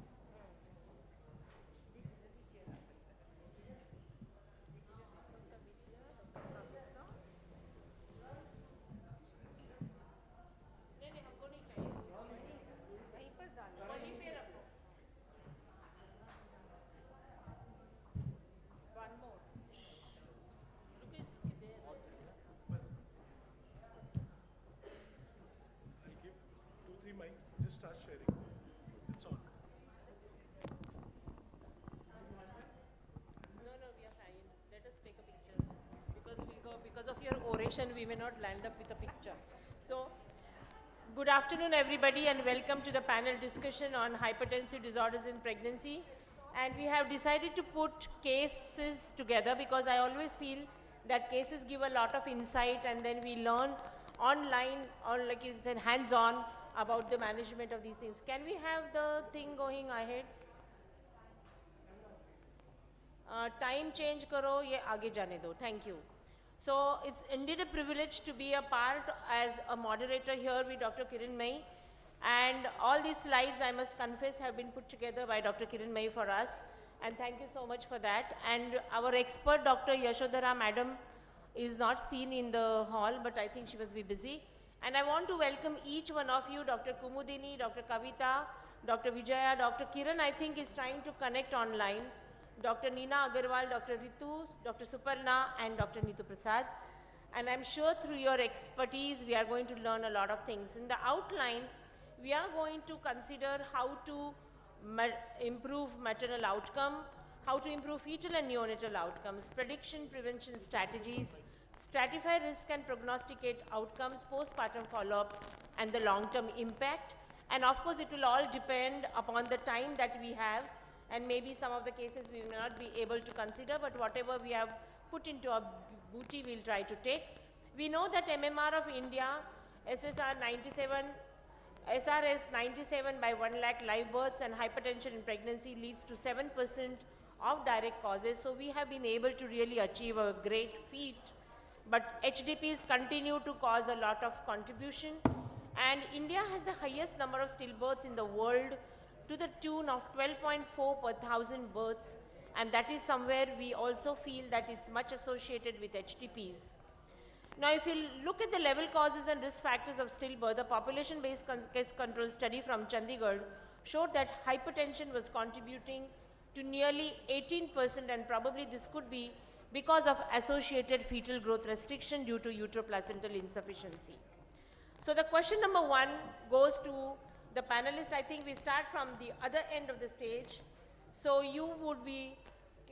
would you be happy to classify hypertensive disorders in pregnancy? Because whenever we are talking and discussing, there's a lot of confusion amongst clinicians, and classification is very important because it helps us in prognostication, appropriate management, and risk stratification. Because typically what will happen to chronic hypertension, what will happen to preeclampsia, this will be understood if we first primarily understand the classification of hypertensive disorders. So you can start with introducing yourself to the gathering and then answering your first question. Yeah. I am Dr. Vijaya. Classification of hypertensive disorders in pregnancy. It can be classified from the simple gestational hypertension to preeclampsia, eclampsia, and then the chronic hypertension and preeclampsia superimposed on preeclampsia. The gestation superimposed on chronic hypertension. The gestational hypertension, that is the hypertension which is leveled as a blood pressure higher than 140 by 90 millimeter of mercury, and that is after 20 weeks of gestation, and it resolves after delivery, 42 days after delivery. That is the gestational hypertension, and it has no end organ damage and no associated complicating factors. There is no associated complicating factors in the gestational hypertension. In preeclampsia is a multi-system disorder, multi-system inflammatory disorders which affects almost all the organs of the body, and it is characterized by the rise in the blood pressure, that is more than 140 by 90 millimeter of mercury, along with the proteinuria. Although proteinuria is not a classical sign of this, it may, the preeclampsia may be in a typical form where there may be neurological complications, there may be hematological complication, or there may be lab investigations also. And if the preeclampsia is associated with the convulsions, it is eclampsia. Another one is the chronic hypertension, which is diagnosed in the first trimester of the pregnancy, or it is existing before the onset of the pregnancy. It is chronic hypertension. It may be essential or it may be secondary to the other diseases. And then there is chances of superimposed preeclampsia in cases of chronic hypertension, and that is known as the preeclampsia superimposed on chronic hypertension. These are the broad classification. Rather, we can classify preeclampsia into early onset or late onset. It can be a non-severe or it can be a severe form. Absolutely. Wonderful, Dr. Vijaya has given us an entire overview in a breathless narration about classification of hypertensive disorders. Thank you so much. I think we should have an applause to her. Things will come on the tip of your tongue only if they are practiced every day and you are able to understand and analyze. Our challenges in practice is the patient comes at this point of care, that 0 point of care, and there we have to diagnose, and therefore this understanding helps us, whether usually gestational hypertension or chronic hypertension, this differentiation may not be easy at that point in time, but proteinuria, if present, can give us an inkling that yes, this is preeclampsia. It may be a superimposed preeclampsia, we really do not know, but these small tips can help us in correctly analyzing and diagnosing our patients. And even proteinuria is absent, but other features like thrombocytopenia or elevated liver enzymes, Absolutely. or even protein creatinine ratio is raised, then we can say it preeclampsia. Yes. Sometimes proteinuria is not present in all the cases of preeclampsia. Absolutely. So even in the presence of severe features, and maybe you would like to go and do deep diving into finding whether the urine protein creatinine ratio is raised, even that may come negative. Sometimes even BP may not be so much raised, but still the woman will have severe features. The thing is that you have to always have a very high index of suspicion and look at the patient clinically, and once you are carefully clinically looking at each and every patient, many times all these advanced tests like PLGF and all these may not be necessary.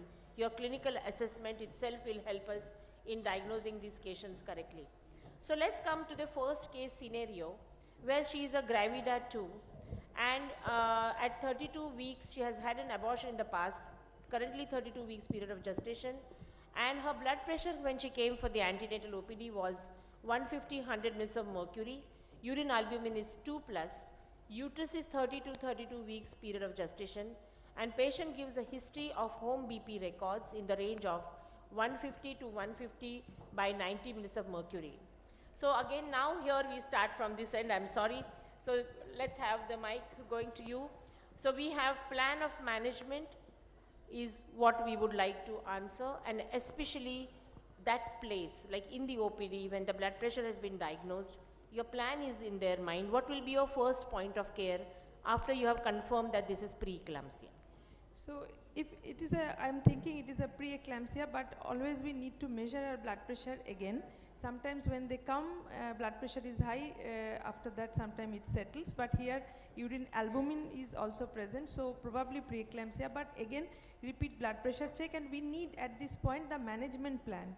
So that means we need to think about controlling her blood pressure, because it is borderline 150, it can go to severe, that is 160, or the blood diastolic is also high, 100. So we need to give settle her blood pressure with some antihypertensive, and we also need to monitor her pregnancy, as we need to do ultrasound to monitor the growth and Doppler, and so we need a management plan. At this point, I do not think she needs admission, but outpatient management will be good. We need to do some blood tests to check, as it is preeclampsia, so liver function, kidney function, all needs to be checked. And if she needs to, we will counsel her regarding the condition, as she needs to understand what are the warning signs, so that if we are doing it as an outpatient basis, she needs to know when she needs to contact her hospital. Okay, so what you have summarized us that you would like to give her an antihypertensive at this point in time, yes or no, with a blood pressure of 150, 100 millimeters of mercury? Yes, if it is, because at home also it was 40 to 50 by 90, 150, 100 we should start, otherwise it can be very severe, that is 100. Anybody else would like to answer this question? If the blood pressure of antenatal checkup should be increased, so that at the earliest we can diagnose any. Do we give any No, antihypertensive? antihypertensive should be given when blood pressure is 150 by 100. Our target should be 130 by 90. Your target has to be 130 by 80 or 80. 130 by 90 is Yeah. acceptable. So if the blood pressure is 150, 100, blood antihypertensive Absolutely. should be given. Fantastic. So we have come to one concluding point, that whenever the BP is 150 by 100 during pregnancy, any time you are going to start her on antihypertensive medicine. Which is the antihypertensive medicine which you want to start? Yes? Yeah. Yeah. Hello. We start tablet labetalol, 200 mg. First we will give 12 hour early, 100 mg 12 hour early. Gradually we can increase in 2-3 days 100 mg 12 hour early dose to the maximum of 2400 mg we can give labetalol. Labetalol. Any contraindications to labetalol, madam? If the patient has bradycardia, she's a patient of cardiac problems, or she's an asthmatic, we definitely would not like to give labetalol. So then do we have an alternative to labetalol in that case? Nifedipine we can give, but never sublingually, and it should be given orally in a sustained release form. You can give it 10 to 30 milligrams, and then according to the blood pressure we can alter it. Absolutely. Now the second question is, will you admit this patient? No, I don't think admission is required. Daycare is enough, but she has to be monitored, in fact, in vigorous way, because her blood pressure should be at least measured 4 times a day. And once the blood pressure is stabilized, then we can call her weekly. But before that, daily fetal movement count, even CTG should be done. Doppler ultrasonography, especially umbilical artery Doppler, should be done to see the condition feto-placental blood. And if everything is okay, if pulsatility index is normal, AFI is normal, then we can call her weekly. But daily fetal movement count and blood pressure recording So 4 no, times. we will stick to the admission, yes or no. That is the question we no. want. Yes, madam. I will like to admit the patient for at least 24 Yeah, hours. we want a debate. We want definitely this debate and understanding. Ideally, now, we why should would you admit want her. to add? Let us finish.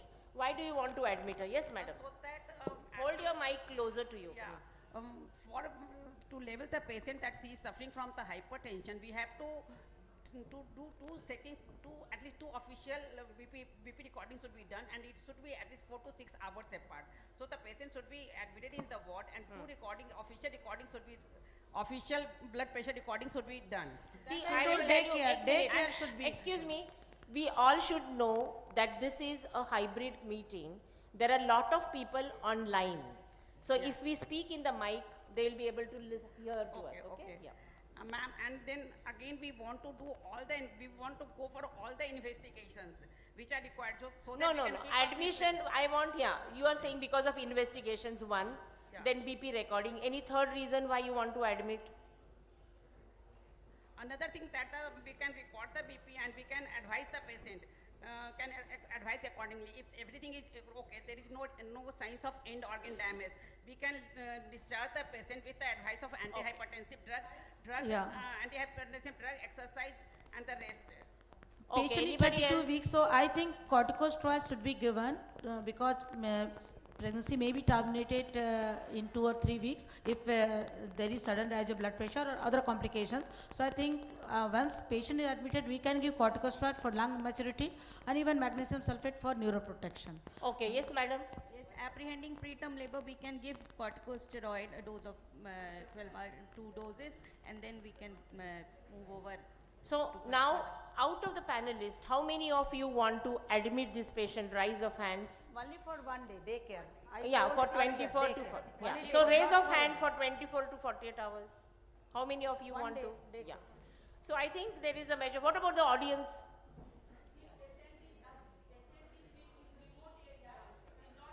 Yeah, whatever reasons you have, because yes.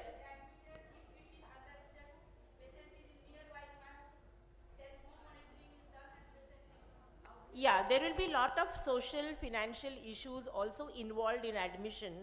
But when we are talking of the tip of the iceberg phenomenon, whenever the BP is increased and you have proteinuria, it is always wiser to admit them for a period of 24 to 48 hours, where you can do an entire analysis of our investigations, you can do assessment of fetal growth restriction, use this opportunity to give magnesium sulfate and the antenatal steroids, as she said. Now there is a sort of always a confusion amongst practitioners that if the delivery is not going to come, why then give magnesium sulfate and why then give antenatal steroids? While the world is divided, I am on the side of what you are saying. I will still give this woman antenatal steroids and magnesium sulfate, because you don't know down the lane she may get into a problem.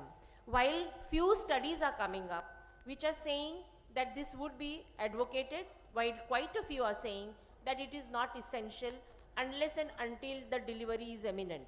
While experience has shown us that stabilizing the patient, putting her in the hospital, giving her dietary advice, telling her that you have to do self-BP monitoring, educating, will definitely give us better outcomes. Of course, time only will tell that, but that is where the controversy is standing today. Yes. Yes, I will. After admission, blood pressure is fine, we won't give her. Yes, yes. But we will give a loading dose of 4 grams definitely for all patients. See, that's what I'm saying. My trigger of giving magnesium sulfate, as by the MACPI study, if you study, MACPI gave for 140/90, for 150/100, for 160/110. There is a study which was done in that collaborative trial, and they found that each group benefited, however less, because the severity was not too much. So this is still a situation where we are not aware what is going to benefit. Like she said, you have a patient in the remote part of the country, she may not come to you on time, she may not reach you. So giving magnesium sulfate has additional advantages. What are those? They will cause tissue stabilization, placental stabilization, improved blood supply to the placentation. These are the anecdotal references that have been made. Very few studies are saying this. And then if you go at the guidelines, if you follow the guidelines, the NICE guideline, the RCOG guideline, the Gestosis guideline, they will say give it only when the birth is imminent. When you feel that the condition is severe, then only you will give antenatal steroids. That's what I'm trying to say. Yeah, even the magnesium sulfate as well. Now steroids ke baare mein bhi recently they are saying no need of giving preemptive antenatal steroids. Like let's go away from preeclampsia a little. Preterm deliveries, there is a practice that if you have a patient who has, twin deliveries, who have 60% risk of going into preterm deliveries, there has been a practice that prophylactically give steroids at 32 to 34 weeks of gestation. Or there is preeclampsia, high risk pregnancy, give prophylactic antenatal steroid at 30 to 34 weeks of gestation, she'll deliver whenever. Even that is not something which is supported anymore, that it is only to be given if you are finding that the delivery is imminent. Likewise for magnesium sulfate is the same. So I am trying to bring this point across that the world will continue to be divided. I happen to be on this side of the division because especially when I see patients coming with high risk factors or patients who are remote away from our facility, we feel that this helps them, and unless and until you have data to say that that has benefited it, you can't say it. You understand? So this is the thing. Yes, also for neuroprotection. Also for, but again for neuroprotection. Again for neuroprotection, it is believed that give it only when the delivery is imminent. That you are going to, now how are you going to find out whether the delivery is imminent or not? Yeah, So you're admitting, you are doing her lab test. If the lab tests come abnormal, then the delivery is imminent because we know that preeclampsia with severe features. Yeah, yeah, yeah.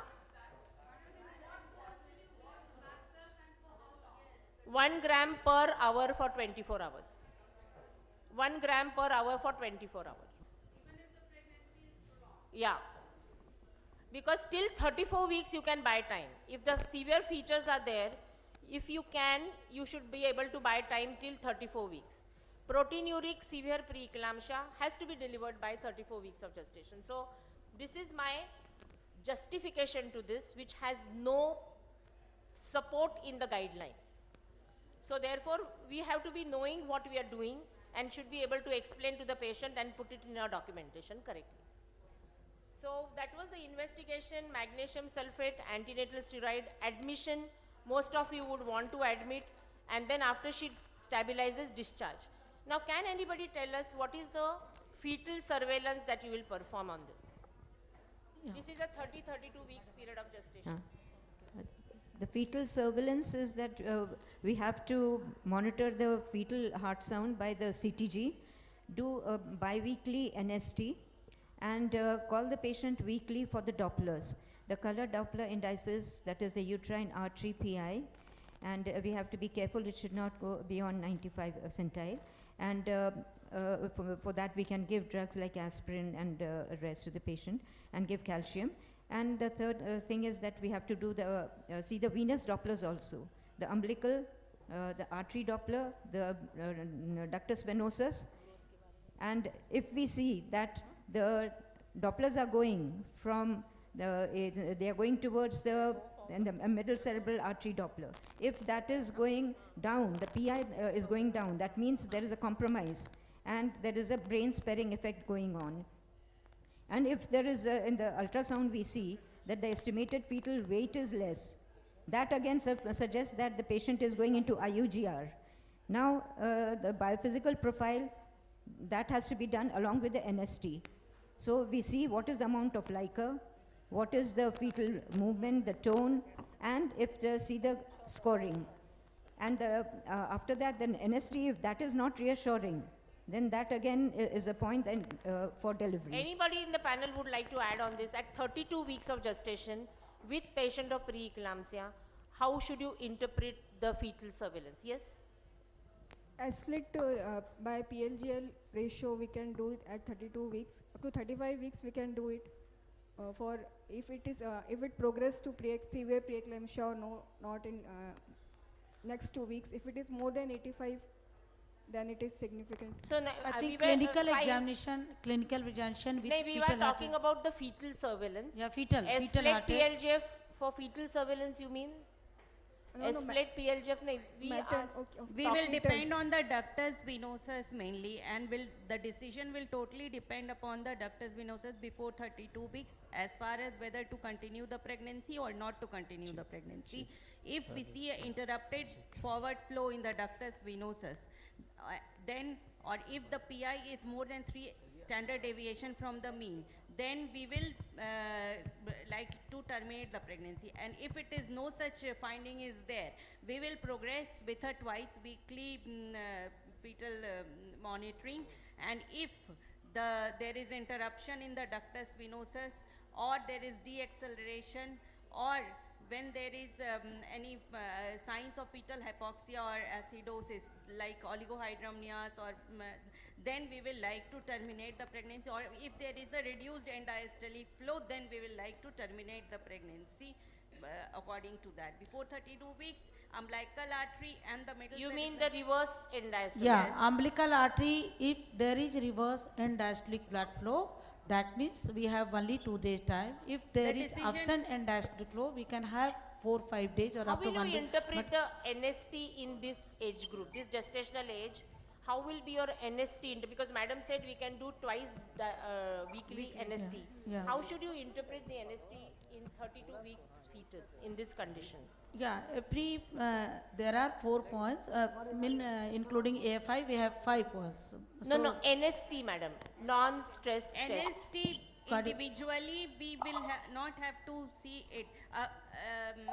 We have to combined assessment of the fetus should be done according to the NST biophysical profile and the Doppler study of the fetus. All the three combined we should See, we are going to do a bi-weekly NST, and Doppler, if it is conducive, we may consider doing it every 72 hours or maybe every weekly, depending on if she has, let's say, reverse end diastolic flow, and you are still buying some time. You would then do which parameter? Let's say she has an IRDF. Ductus venosus after. Ductus venosus will be the penultimate occurrence. Is there any percent of acceleration or not? There is bit to bit variability. There is, we will look for the acceleration. Exactly. Now this interpretation, like acceleration in a preterm NST, how much should be the acceleration? At least it should be more than 15 beats in a 15-minute pressing. Ideally, but in a preterm baby, you can accept an acceleration of 10 minutes. Yeah, 10 beats 10 for beats, 10 minutes is acceptable.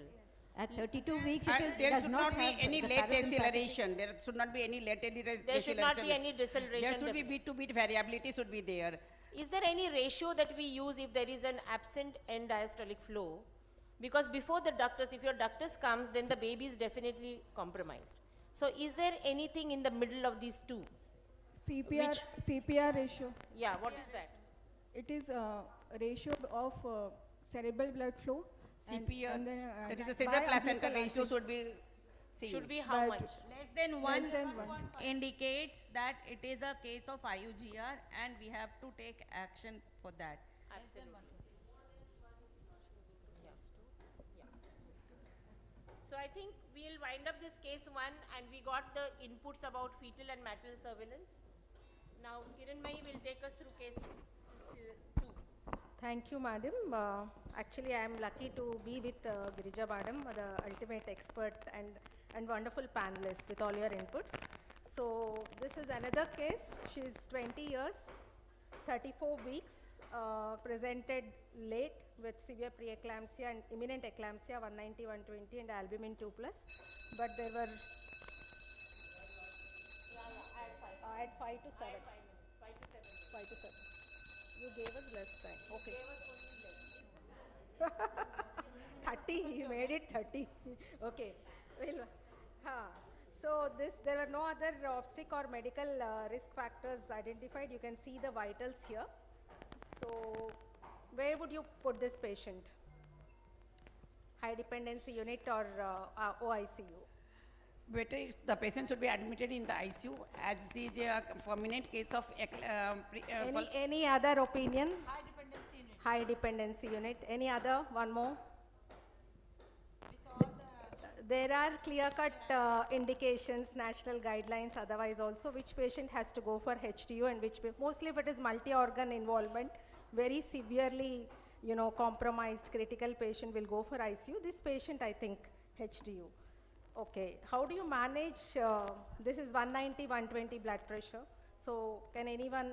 IV drugs we will start What with. drug will you start? Labetalol infusion Can IV. you just tell the schedule how you yeah, would get? 20 milligram will start with IV, and every 10 minutes we will monitor the BP, and if it is not controlled, we will increase the dose by What is the 240, maximum that you would like to give? 220 milligram is the maximum dose. Suppose your center doesn't have or has a shortage, or there is a contraindication for labetalol as we have just before heard. Any other drug you can give? we can go for the oral nifedipine. Oral nifedipine. No. IV hydrogen, is it available? How many of you have used? Any other opinion after labetalol? Nitroglycerin drip we can give. Oral nifedipine. Oral nifedipine. Not so, oral, there is It controls. second line is It works. oral. Or we can give nitroglycerin drip, thinking of I the want the first two choices. One is labetalol, what is the second one? Oral nifedipine. Oral nifedipine. I think that is the message. Then would you consider magnesium sulfate in this case?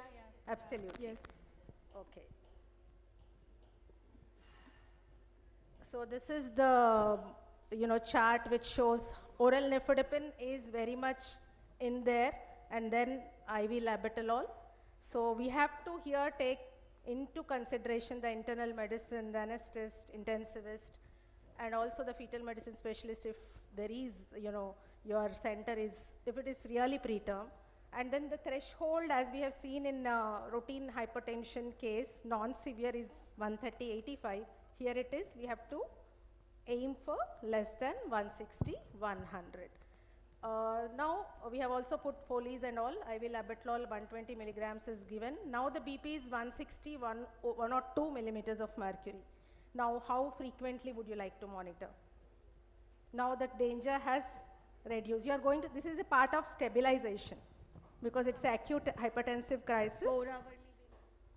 I think monitors, see patient is admitted because she is a case of hypertensive crisis. No ma'am, my question is how frequently now you will monitor her blood pressure? 4 hourly? 4 hourly? Yeah.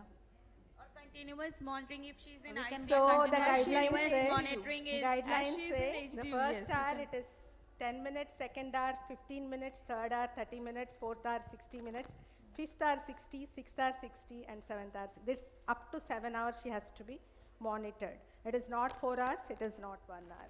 I mean with each passing hour. Then labetalol contraindications we have seen, and sublingual capsule nifedipine, it's a strict no. We have seen one center in the periphery giving sublingual nifedipine. So corticosteroids, I think the controversy is, madam has already discussed. Now delivery decision, would you like to, you have stabilized the patient, you have given magnesium sulfate, would you like to consider delivery? Yes, the or no? condition After deteriorates. stabilization of the patient, our aim She is would be to 34 deliver. weeks. Yes. So baby's lung maturity is there, so we can better deliver. be delivered at 34 weeks of gestation. You are intending to, deliver her. Yeah. Is it an LSCS or you would like to give it? The back? Bishop score will Depending guide. on the bishop. Yeah, whether cervix is favorable or not. Cervical condition. So these are her investigations. You can see most are okay except creatinine, which is 1 milligrams. They have done LSCS under spinal anesthesia, 2 kg baby. She was okay post-op. Now where do you ship this patient, ICU or HDU? Again HDU. Again HDU should In be this case, would you ask for a coagulation profile? When do you ask for a coagulation profile? Her platelet is 1.9. If the platelet decreases, then of course the coagulation The profile. cutoff for ordering a coagulation profile is said to be platelets at 1 lakh. So urinary protein also, we keep on saying check urinary protein every hour, 2 hours, 1 day. But once you have checked, generally it is enough. No need to repeat it. So your monitoring, do you use any early warning chart? Anyone of you using Muse chart or any other chart? Pardon, what you told? The Modified early obstetric warning scoring system, that is Muse chart. Anybody using? Okay. No, we don't use, madam. We do not use it commonly. So it is, yes, it is ideal because I'll tell you what happened this case because there was no HDU setup. They have put the patient in a routine post-op ward with close monitoring. What is close monitoring? They have done a close monitoring. I'll tell what happened to this patient. But the take home from this case is you should have an early warning chart, any type. And yesterday madam has told about this preeclampsia early recognition tool, which is PERT. This is very useful, I thought. You can see here especially the pain abdomen or chest, fetal signs, urine output, proteinuria, everything is there.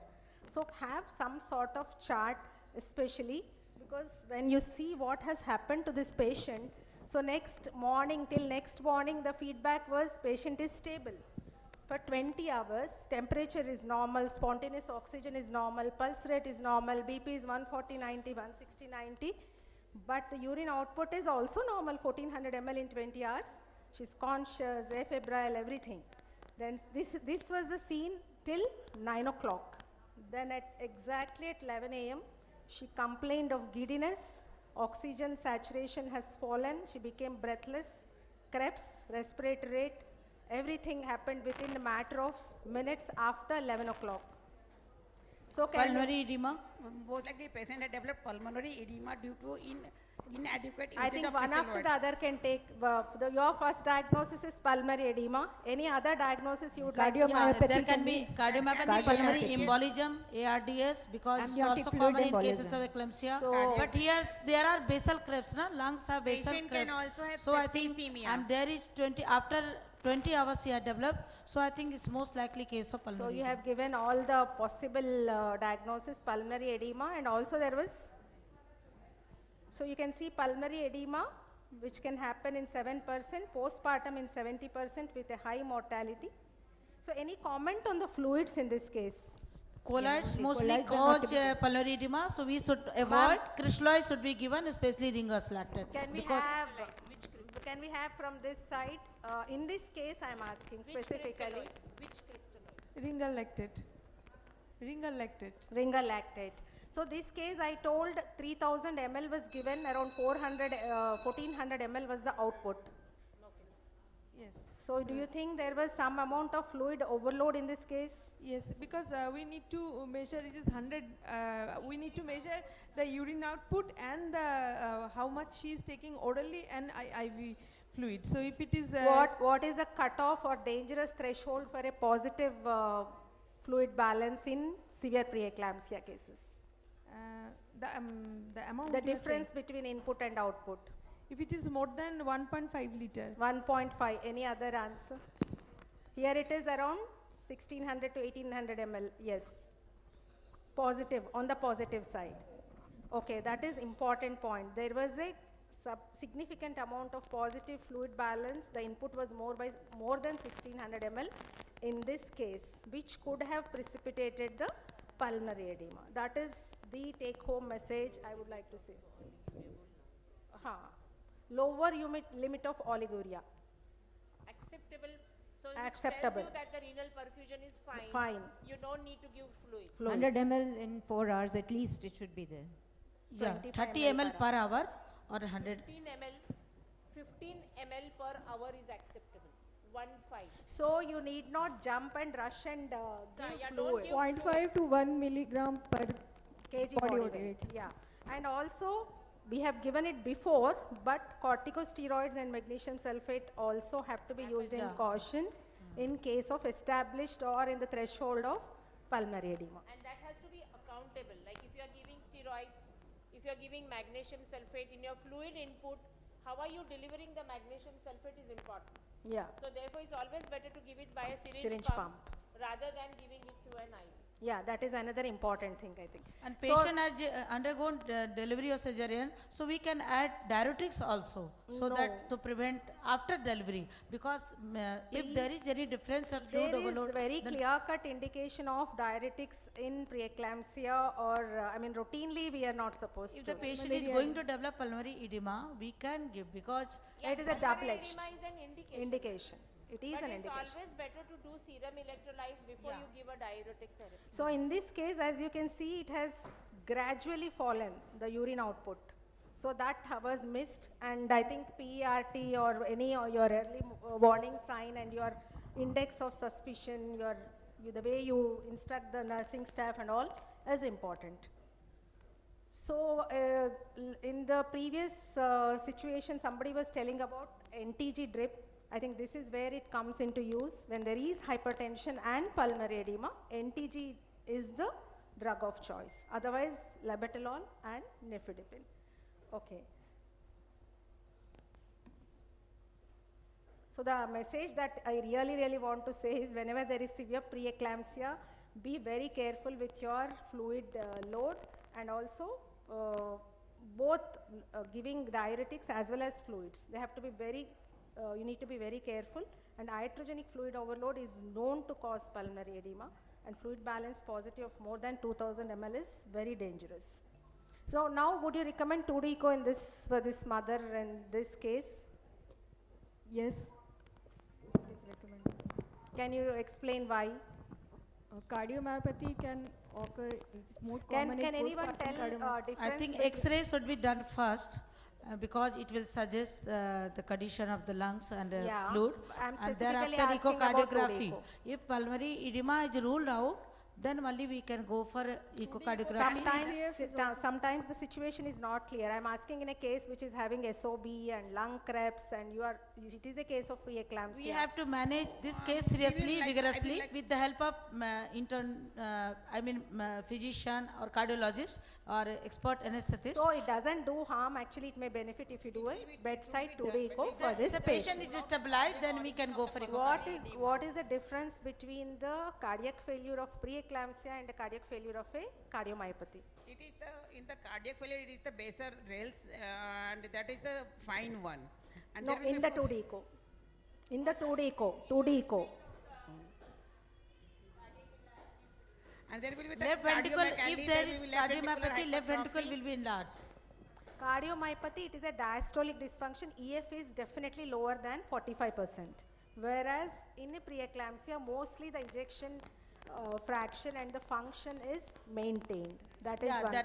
Left ventricular ejection fraction will be low in cardiomyopathy, while it will be normal in eclampsia. That I want to say. So now if she has come to us early, are there any assessment or prognostication tools for us?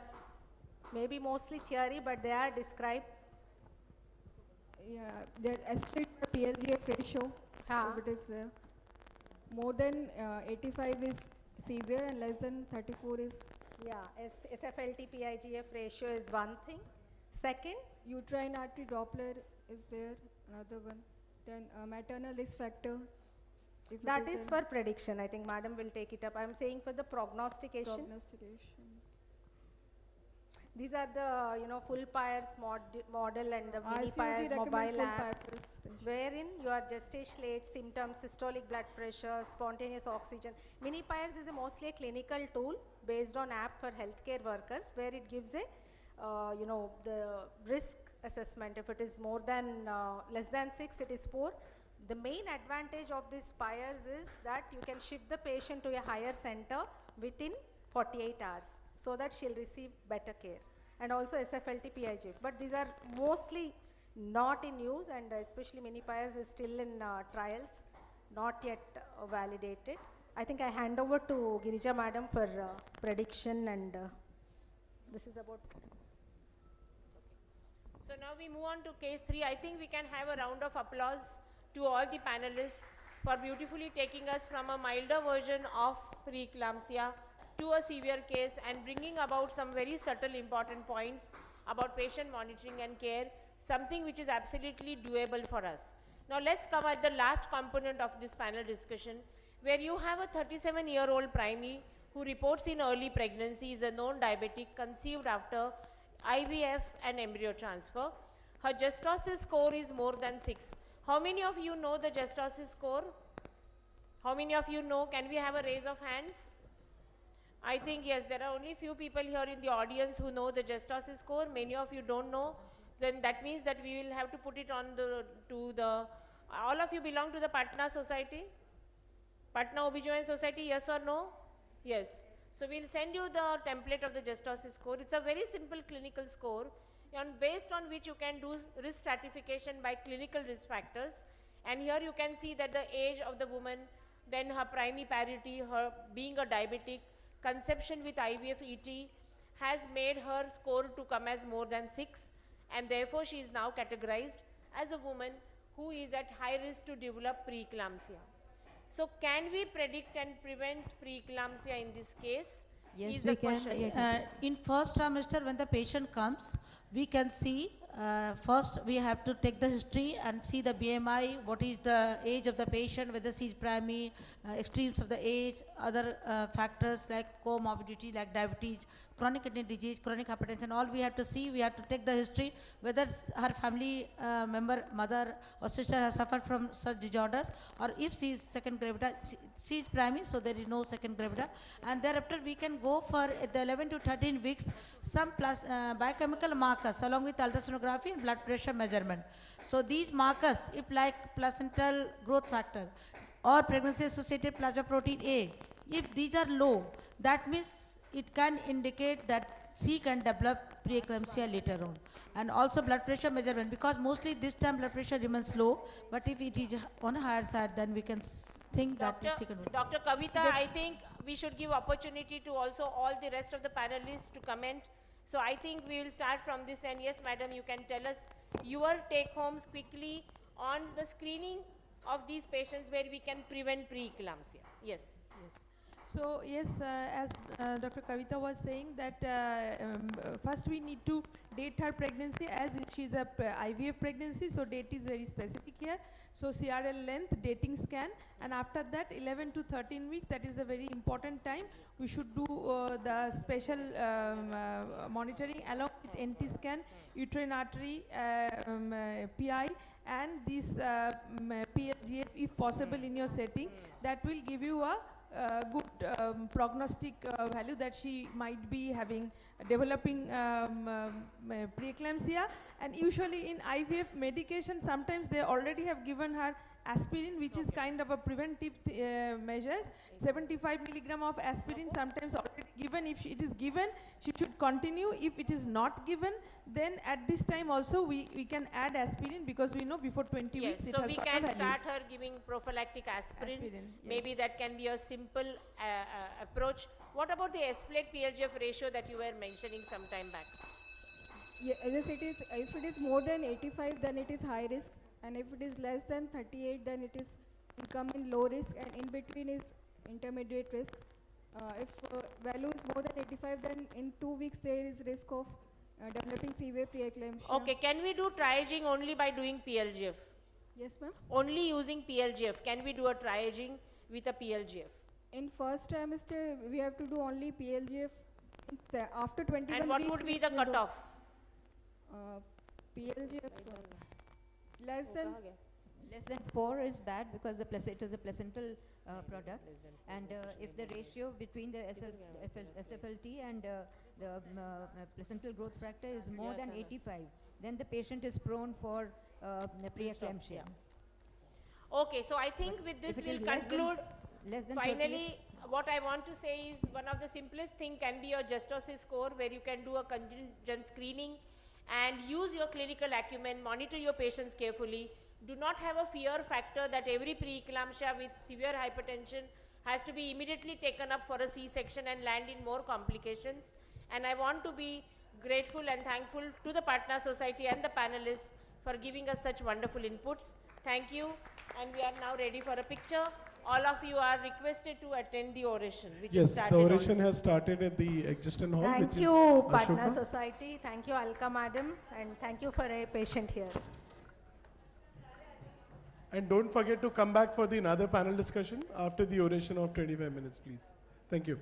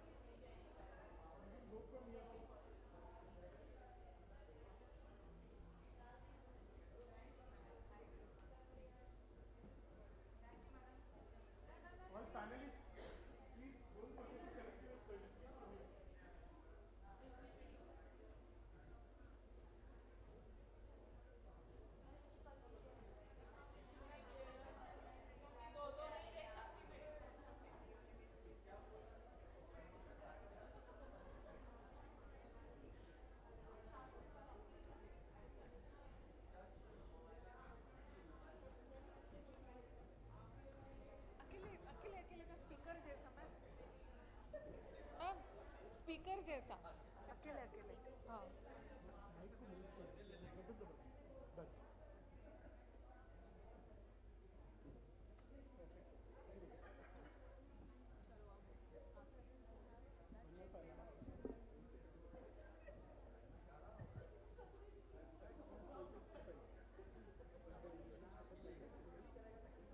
Let's get